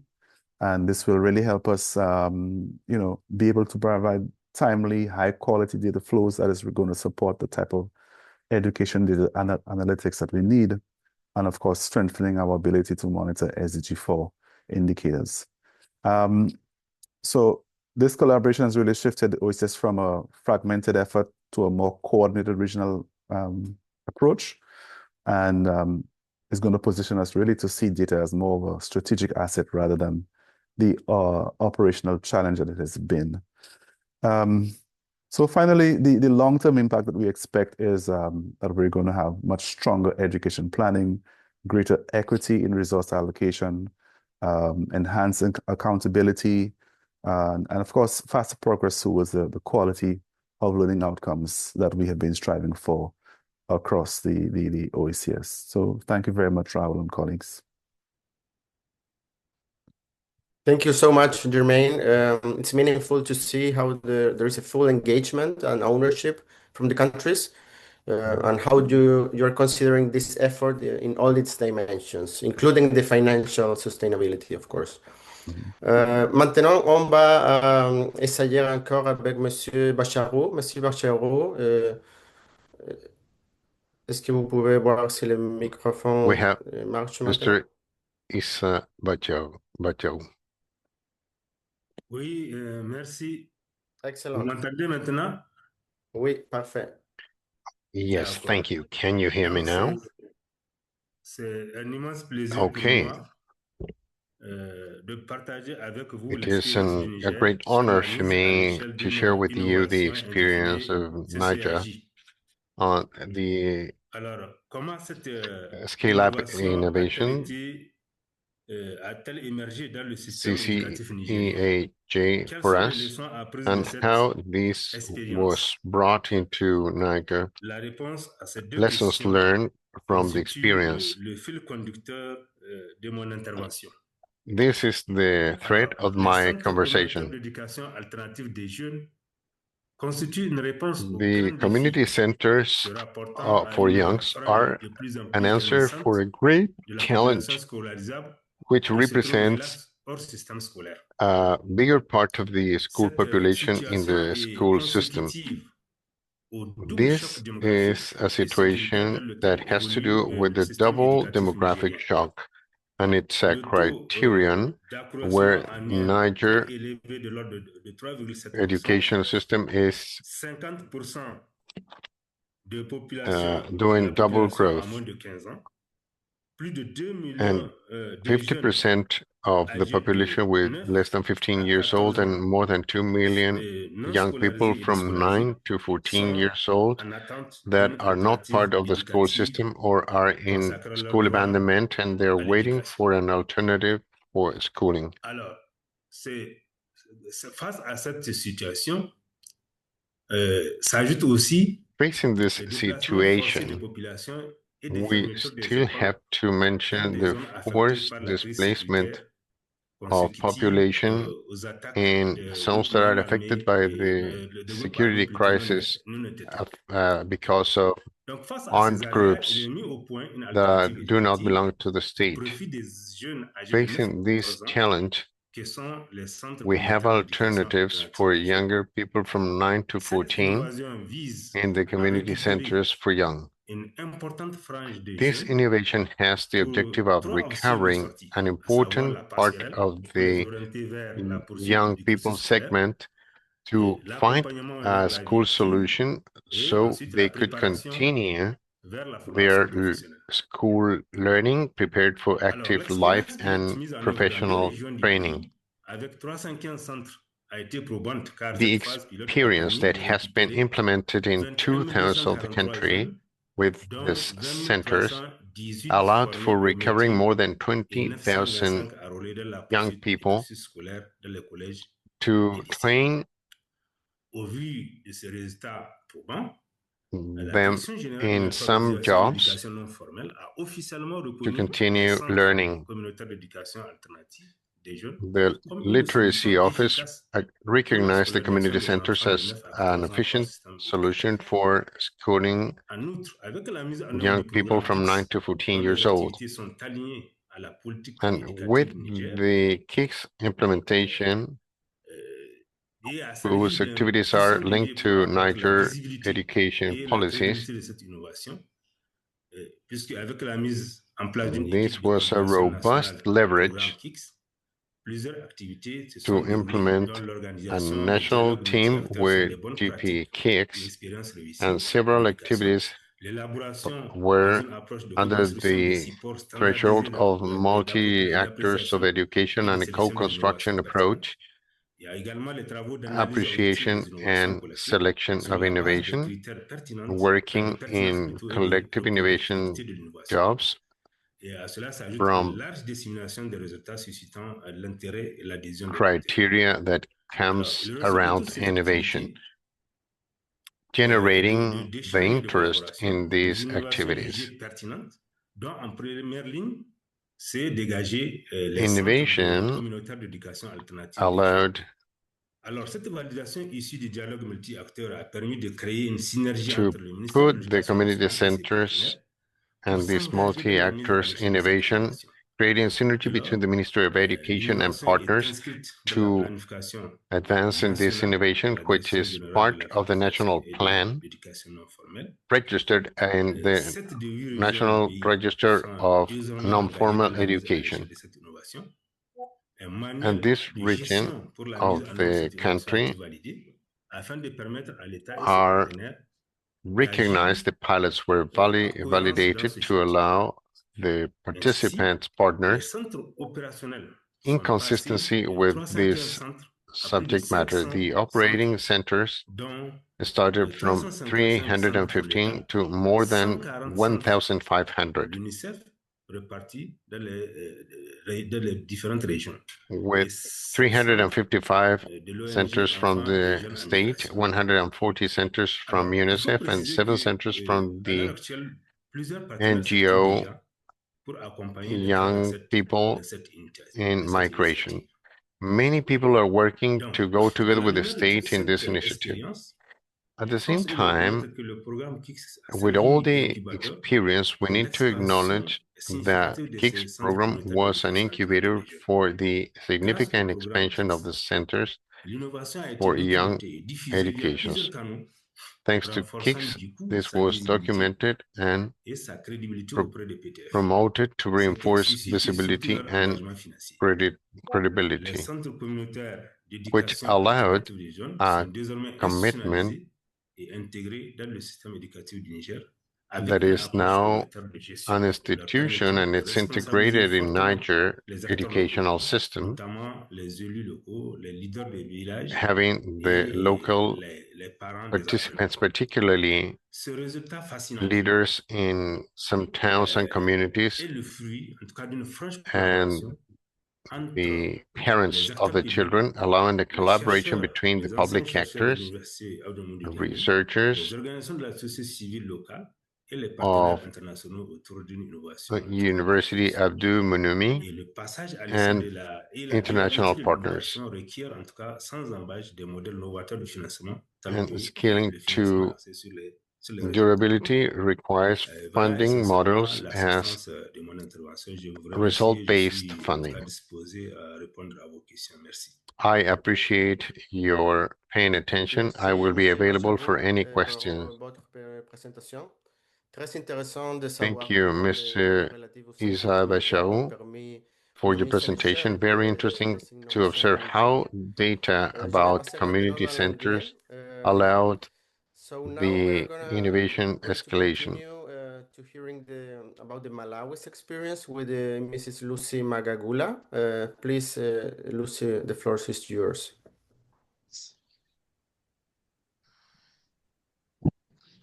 Thank you very much for the opportunity given to Malawi to make a presentation.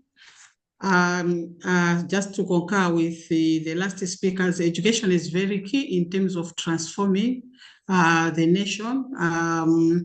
Similarly, Malawi, we have a national tool, Malawi Agenda 2063, that emphasizes on not leaving anyone behind. And this is the tool that is guiding our operations. Next. Yeah, so in Malawi, we have seen a lot of increase in terms of our students at all the sector levels. That's basic, secondary, as well as tertiary education. But the challenge remains limited resources to support implementation of inclusive education in Malawi. That's include specialized teaching, learning materials, as well as assistive devices. We talk about infrastructure that is accessible to all diverse students, but also insufficient trained teachers. Next. Yeah, so through KIX Africa Hub, we have learned a lot of lessons, especially from the regional countries.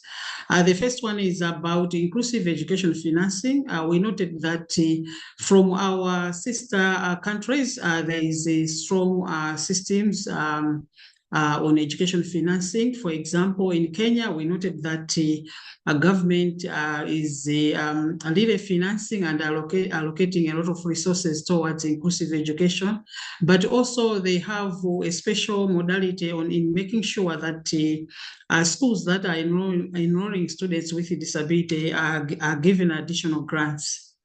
And on teacher training and support, we noted that Kenya has a robust system of training teachers in special needs and inclusive education.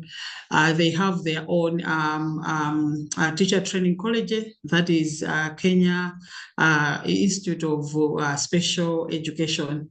In Malawi, the reliable teacher training college for specialized teachers is a granted one owned by a church Roman Catholic Church, and that is not providing adequate specialized teachers that can be supplied to all schools across Malawi, because inclusive education is something that is supposed to be implemented in each and every school, and as such we need to have specialized teachers in place. And we also noted that provision of scholarships to teachers for upgrading.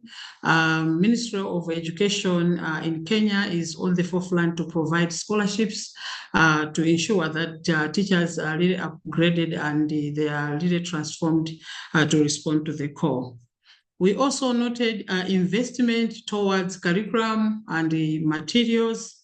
We noted that there is disability-related accommodation on examination as well as assessment, but also the mode they are using is stage-based as well as age-based curriculum to accommodate the diverse students.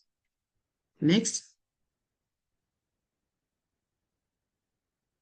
So regarding how we utilize, or we are utilizing the best practices that we have learned from the regional countries, one is to ensure that we have available data backed with a case of action.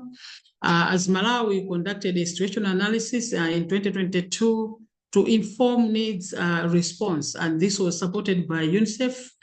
And we also ensure that there is annual statistical reports, and this is usually presented to our stakeholders and partners to appreciate the funding trends, but also to appreciate the population trends so that they are able to note the gap and support us accordingly. And most of the time, this is done through the technical working group meetings that we have, and these technical working groups includes donor partners, the civil society, organizations of persons with disabilities, ministry departments and agencies. At the end of the day, we discuss about how we can ensure that domestic financing as well as international financing is responding to the call. The second thing that we are doing as Malawi is to ensure that we strengthening our partnerships through public-private partnerships and also engagement with the community. So there is meaningful collaboration with local government and the NGOs to mobilize resources, both domestically as well as internationally, to support the IE services. We also build strong partnerships and making sure that there is an alignment with the partner priorities through joint planning, joint implementation, as well as joint monitoring. The third one is about evidence-based planning. That's we are ensuring that for the projects that have already been piloted, we need to ensure that there is really a clear evidence before requesting for additional resources for scaling out. So this is really working very hard. Because we have had several interventions where we have piloted and later on present the case to our development partners, our domestic partners, and at the end of the day, because of the results, they are able to respond to the call and they provide the additional resources. Next. Yeah, so the final decisions that we have done as Malawi is formulation of legal frameworks. We can't run away from having actionable policies that will respond to the call. So Malawi has been operating without a national policy on inclusive education, but learning from our regional partners, regional countries, we noted that we need to have a policy on the ground that will ensure steady financing. As I'm talking now, this policy is awaiting cabinet approval. It has already gone through several stages, and that's where we are now. And after the approval, we are also looking forward to develop a strategy that will be responding to the same, to ensure that issues of financing are really taken into consideration and the stakeholders are responding to the same. The other issue is about financing inclusive education. We have seen increased budget allocation for inclusive education at all education sector levels, including teacher training, procurement of TRMs and assistive devices, but also infrastructure development. Previously, Malawi was struggling in terms of learning space, but we have seen notable projects coming in. A Malawi Education Reform Program, which has constructed additional classrooms. We had USAID coming in to provide additional classrooms at secondary education, but we also have another project under secondary education that is also putting laboratories, science laboratories to ensure that inclusive education is really in practice and not in theory. We have also developed a resource allocation formula to guide resource allocation to schools, learning from the model that we noted in Kenya. We thought of having this resource allocation formula so that those schools that are able to recruit students with disabilities, they should be provided additional resources so that they can support individual or individualized needs based on the type of the disabilities they have recruited. The other area that we have done is the development of the inclusive education management information system to ensure resources target the areas of greatest need. So whenever we submit a case to our partners, either domestic, at national or at international level, most of the times they refer to education reports so that they look at the trends within a year, so that when they are supporting, they are well assured with the data that is available. So yes, data is quite critical for decision making. The other thing that we are doing is alignment with partner priorities through joint planning. This is the current trend. Whenever we are coming with interventions, we sit down with the development partners, we sit down with the national partners, look at their mandate, look at their plans, and together with our mandate and the needs or the gaps that are in the system, we discuss and forge have a final decision on how we are proceeding with the resources that will be allocated. The other area that we are also financing as Minister of Education is to ensure that we have inclusive curriculum and as well as materials. So currently Malawi Minister of Education is reviewing a curriculum to accommodate the diverse students through provision of 2 pathways, that's academic and vocational skills training. We noted the diversity that is in our respective schools, and we thought investing in such at the end of the day support in terms of sustainability, but also development of the nation in line with the Malawi Agenda 2063. And furthermore, we have also taken a direction in making sure that the examinations for students with disabilities should be provided in accessible formats. And for us to do that, we need a lot of investment. And this is the direction that government of Malawi has taken, the Ministry of Education has taken to ensure that all students are operating on the same level and the support towards assessment is being done according to individual differences, individual needs. And we have developed a disability coding a system whereby students are categorized and the clear definition of the support they are supposed to be provided during examinations. So data is really key in terms of decision making, and we are utilizing this in making sure that all our decisions are targeting transforming the education sector, and would like to ensure that inclusive education should not be in theory, but it has to be in practice. That's the end of my presentation. Thank you so much for your attention. Over. Thank you, Mrs. Magagula. Very comprehensive initiative from Malawi. Given that inclusive education and special education needs is a global priority, definitely. I'm sure others can also learn from your development and lessons. Last but not least, now we're going to hear about the Sri Lanka experience with Rasha Sharaf. Please, Rasha, the floor is yours. Thank you so much, Raul. I'm really fortunate having to present after those wonderful presentations and then to add a mosaic piece to the whole picture, to the bigger picture. I'm sharing the experience of the KIX EMAP Hub about guiding resource allocation for secondary teacher workforce management with evidence, and those are the lessons from Sri Lanka. Next, please. The case has emerged from a team from Sri Lanka. That's the map showing where Sri Lanka is with the nice flag of Sri Lanka with the line. Next, please. And Sri Lanka is one of the countries of the South Asia, Middle East, and North Africa sub-region. They have joined the learning cycle. Raul has already presented about the different mechanisms that the KIX hubs follow. One of them, and as well as KIX EMAP Hub, one of them is the learning cycles.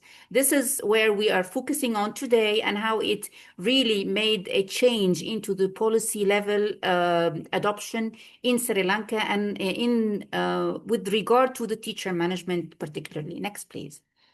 Then after the team has joined, this is the blend. So it started with the team formation or team formulation, and then it included all stakeholders, and this is an ingredient of success that needs to be injected. So government policy level representation was there. So the right people in the room, so they are participating in the learning cycle. And stakeholders representation was keeping into balance. So we had civil society being represented. We have people from academia and universities and research being represented. And then in addition to the policy level government officials. And this team from Sri Lanka, they worked together and they have joined the capacity strengthening, which is the second cycle on the learning cycle 7 that included interactive sessions, mentorship for developing a quick policy research piece, and then peer learning. Peer learning here is really very influential because they exchange ideas and they learn from innovations from other countries as well that share the same circumstances and a similar context, like having and disadvantaged groups on board, having to deal with islands and remote areas and geographic parity issues as well.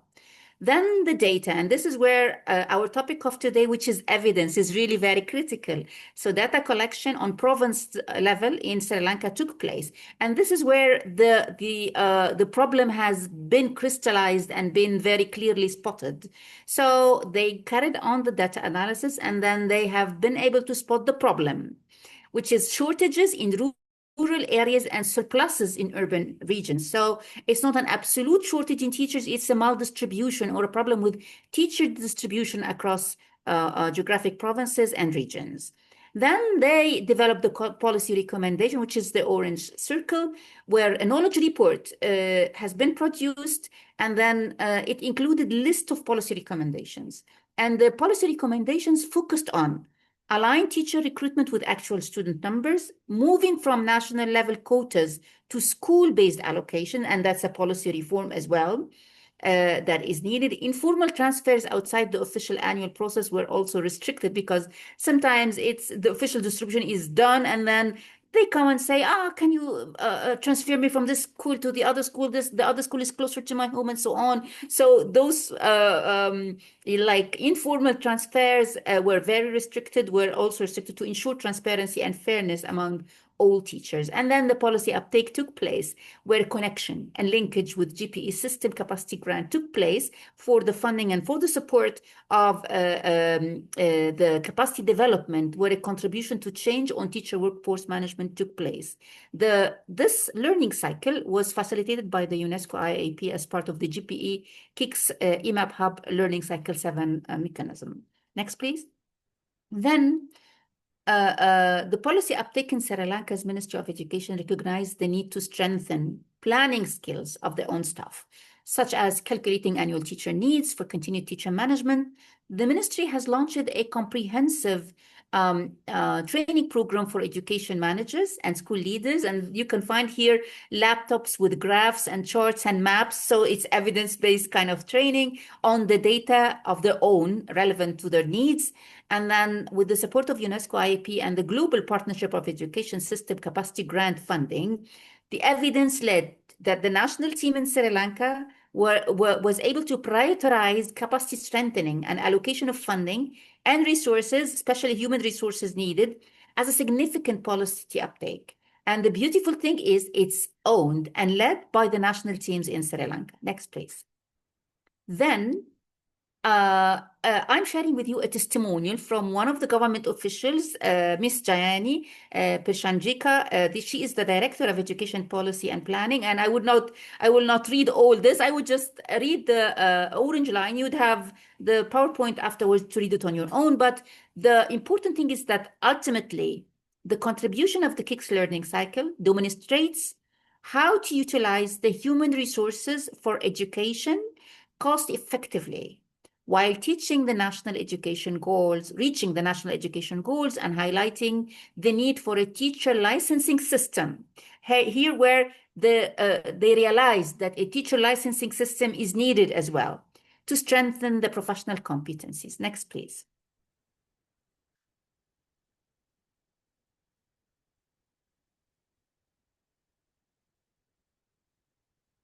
Thank you so much. I believe I stick to the 6 minutes. Thank you. Thank you, Rasha. You did it awesome. Thanks for sharing the experience of Sri Lanka and bring to our attention the relevance of the process from the learning cycles to the policy uptake and the allocation of funding. So, which is the main topic today. Thank you also to the audience. I will invite all our panelists to turn on their cameras so we can be on the same space. Thanks for the comments, the questions that you've been doing in the chat. I'm sure our panelists are also following up on those ones. Would like to start with the first question for all of you. Colleagues, what convinced national and international partners to financially support the scaling of these innovations? Who would like to start with that one?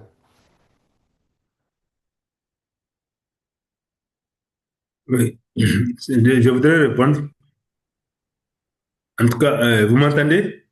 Oui, on écoute bien. Can you hear me? Donc, pour le cas du Niger, il y a d'abord l'expérience pilote. So in the Niger's case, first we have the pilot experiences that had a very interesting output or result with more than 20,000 young people, because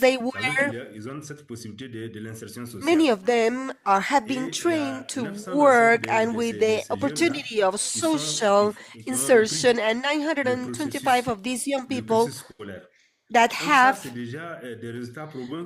returned to school, and this is a result that shows an evidence. It shows that it was the access to education was widened. And beyond this thing about the evidence, we see the political dialogue, because that has been a multi-actors focus, because we see that all actors are participating.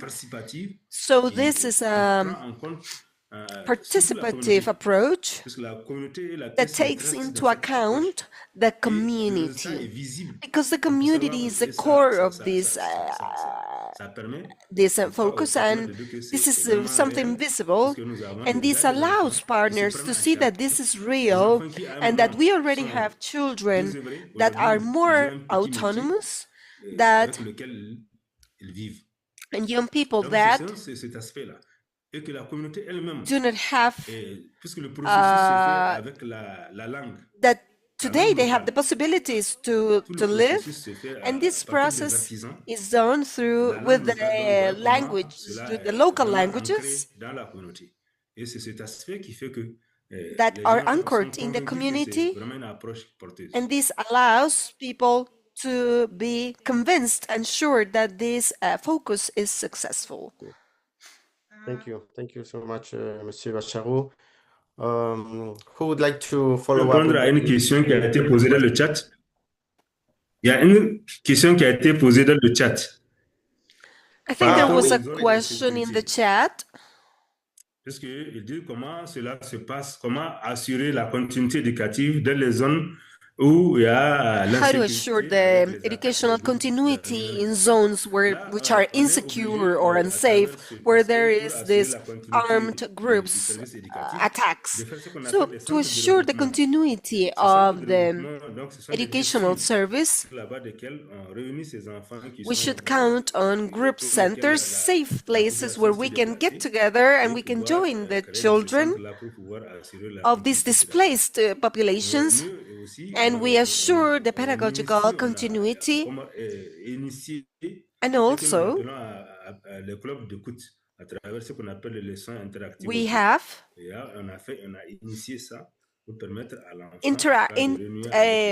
interactive lessons. So we have started with it so we can allow children to continue with their learning process and assure the right for education, and the safe place is very important. And the child has to be in a safe situation. That's the process that we implemented to allow children to continue in the school system. We will continue with the other participants. So Lucy, would you like to go second, or shall I? Yes, no, second one.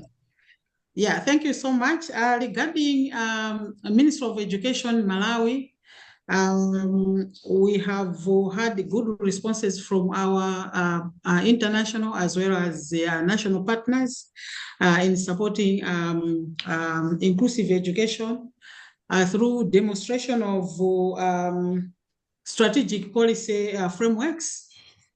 For example, Ministry of Education has a National Education Sector Investment Plan, which is responding to Malawi Agenda 2063. This is a 10-year plan running from 2020 to 2030, and this was shared with our partners so that they can have a look at critical or strategic areas, priority areas that Ministry of Education would like to embark so that the system could be transformed.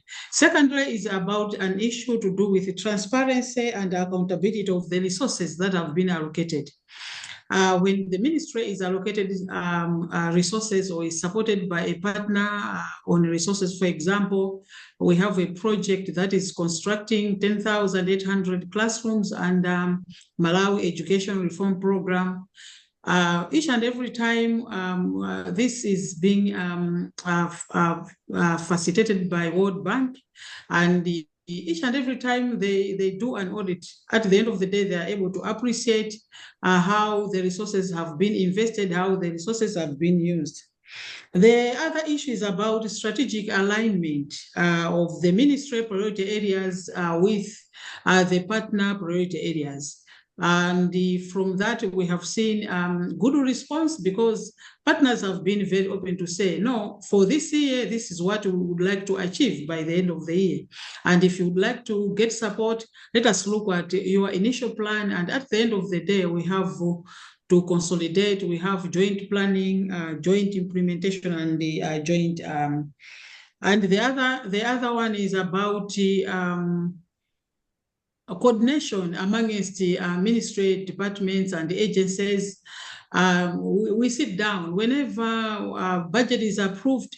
MDAs which are implementing issues regarding inclusive education, we sit down and look at domestic financing. And at the end of the day, we are able to share with our partners the gaps that are in the system that will affect the implementation processes. And at the end of the day, what we get is good responses from our partners, and most of the interventions are supported. Over. Thank you. Thank you, Lucy.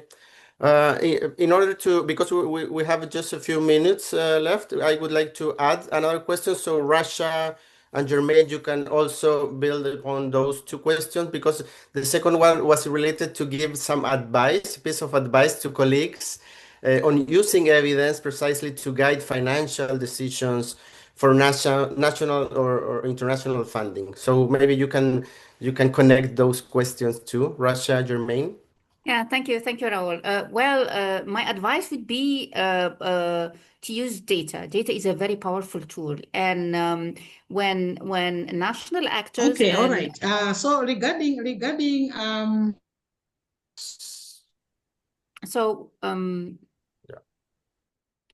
So when the national actors are in the driver's seat, they are the ones who collect data, they analyze data, they do it themselves. They are able to realize through the analysis, the valid analysis, the real problems that they are facing that are unique to their own context, and then using data, then they would be the ones convincing partners, looking for advice, looking for technical support. So having a national-led process is one of the advices, and also relying on data and evidence is another very powerful tool, so that they would be seeking the solution for their own problems.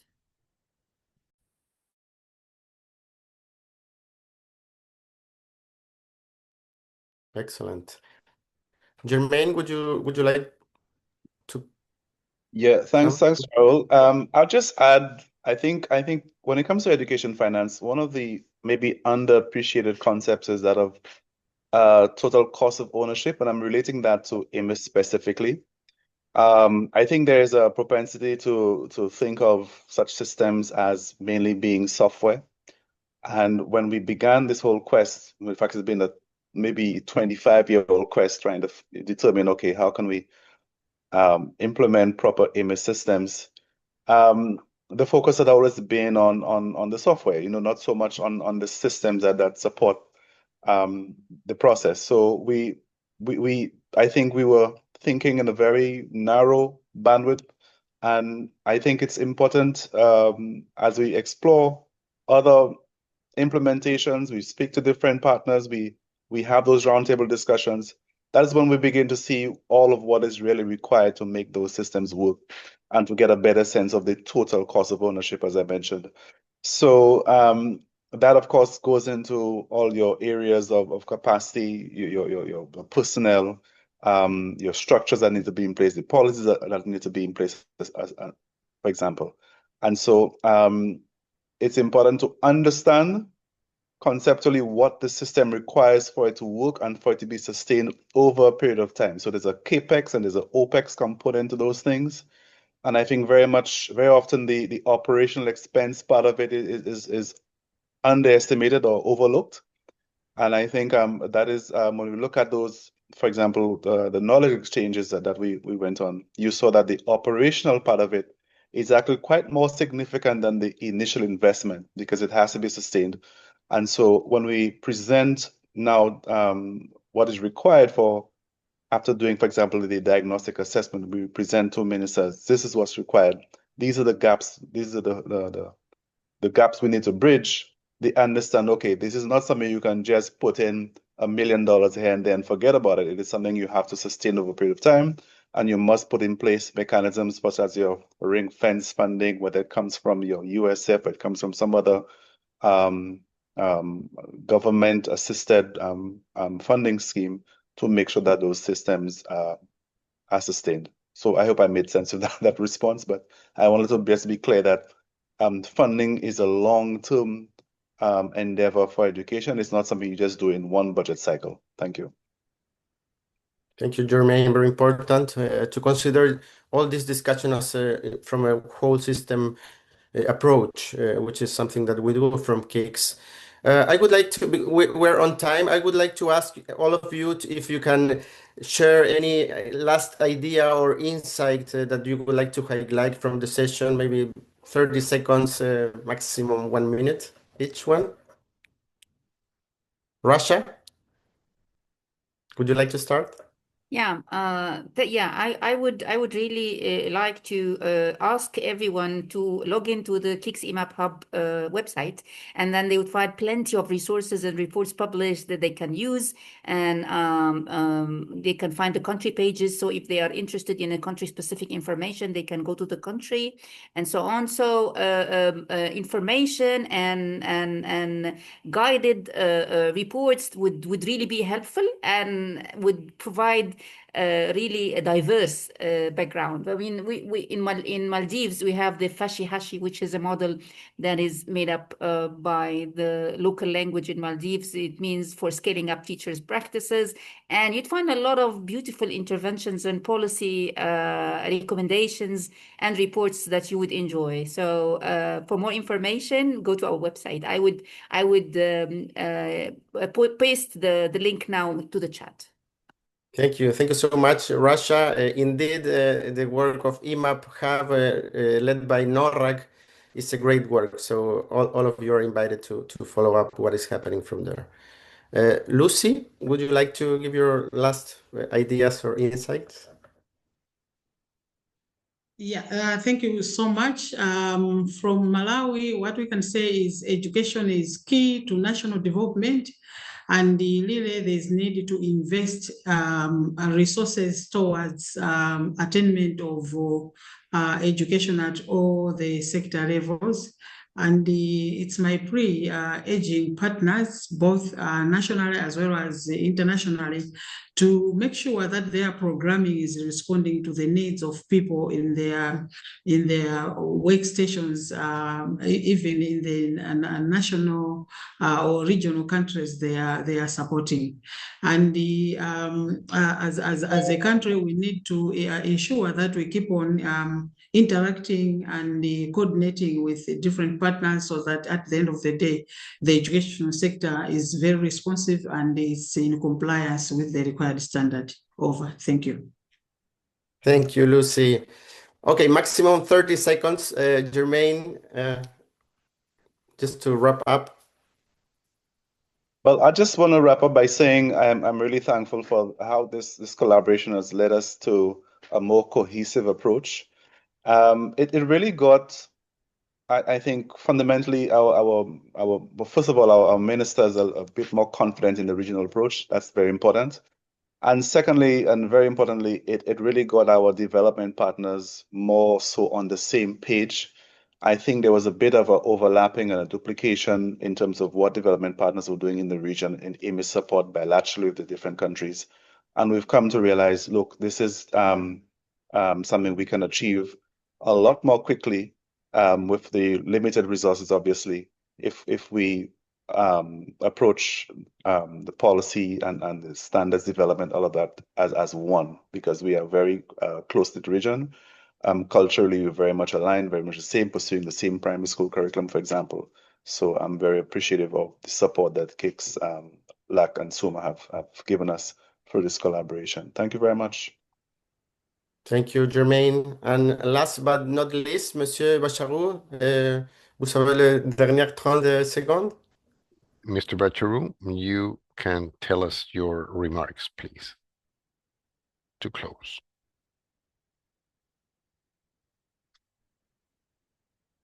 Not sure if you can hear us.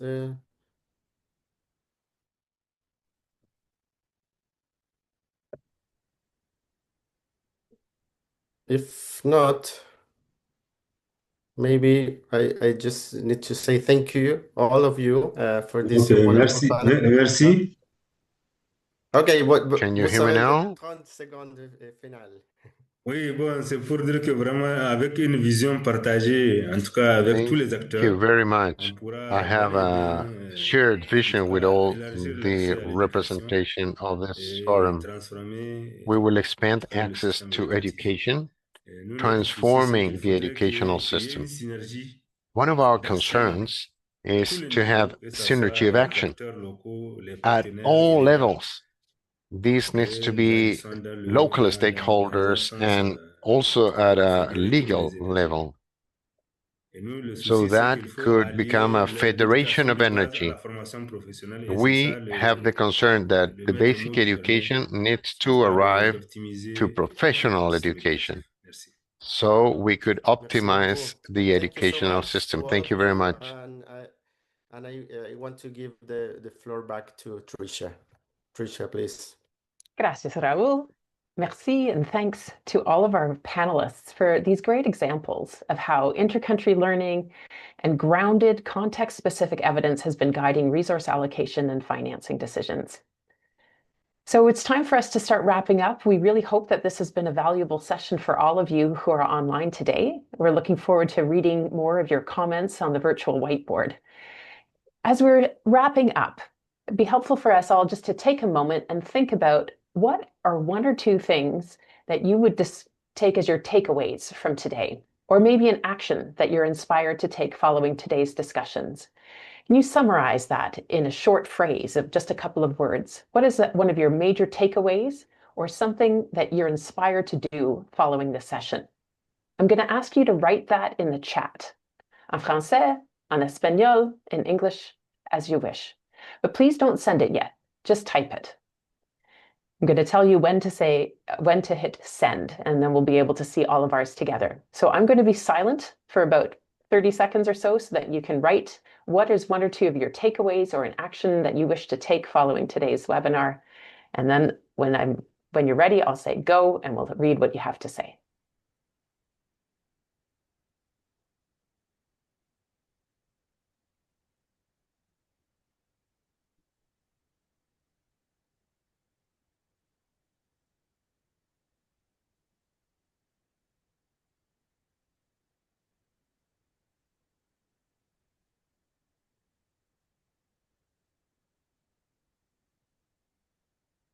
All right, please hit send. Let's see what some of your takeaways are.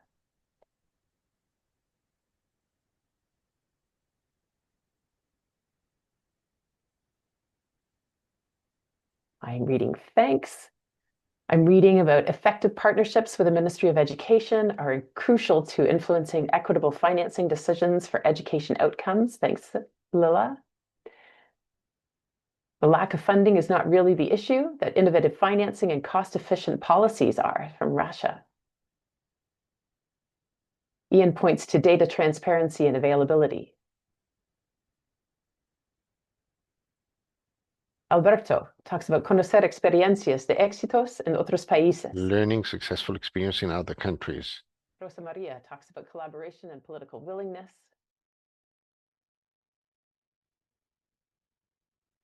Les says, lo que me llamo importancia de la evidencia para What la I take is generación de part of the evidence to promesas generate de cambio, el compromiso promises de of quienes change se or aportan a commitment este of evento y who quienes is participan. contributing and participating. And I see a bravo. Everyone, thank you so much for your participation today, for your active interest. I'm going to hand it over now for our final words from Nasser Faruqi, Director of Education and Science of the International Development Research Center. Thanks, Trish, and thanks all colleagues. I really learned so much from the panel today. My homework in terms of takeaways, I think that my big takeaway is rather than being seen as social spending, education should be seen as a long-term fiscal investment that has important long-term socioeconomic returns. Education evidence is not a luxury, and it's really essential for prioritizing, sustaining, and scaling the investments that will deliver the greatest benefits for learners. Some things that I picked up from the panels this morning. More money doesn't automatically mean more learning. The importance of analysis to assess financial impact as innovations are scaled. That impact is really a multiplication of design and strong implementation. And the important points about climate finance, that despite billions in climate finance, education actually is accessing very little of that right now, even though the sector is both vulnerable to climate change and vital for resilience. And the example from South Sudan that shows how solid evidence and the gaps that we have there can really, thinking about those can help ministries of education secure climate funding, and that the education sector is in fact eligible for climate finance. I love the typology of the different types of funding that's available, but how each actor that is providing that funding has different interests, and every tool works in context, and that's why evidence is so important. But it's particularly effective when it's placed directly in government's hands to choose what is most effective and sustainable. And I really like the example also of that came from Tanzania, the analysis of tax exemptions and leaking revenues from a lack of collection of VAT and income that showed that 760 million could be unlocked. But that all of this needs to be grounded in evidence at the country level, and then resources need to be aligned to sector plans, and then that spending needs to really be tracked. So just as we're wrapping up, some of the examples from the KIX hubs in the second panel, we learned about Eastern Caribbean countries learning from another, as well as from the Africa 19 regional hub to inform investments into more effective EMIS systems.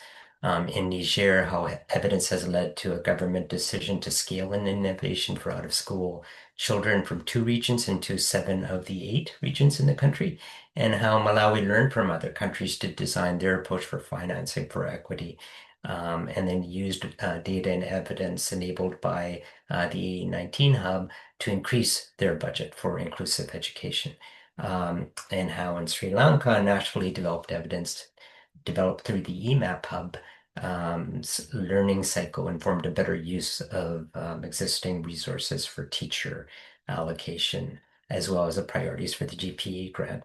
So as we wrap up, these examples really give us, both within GPE KIX and across the wider knowledge community, a lot to reflect on.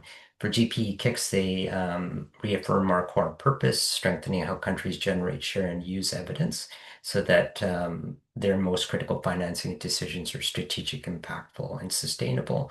And that for the broader community here, addressing the financing crisis is not only about securing resources, it's about using resources better, guided by strong evidence and grounded in country reality. So this brings us to the end of day 1 of the symposium. Tomorrow we're shifting to the practical side. What tools, data, and processes do policymakers need to make informed financing decisions and to scale what works?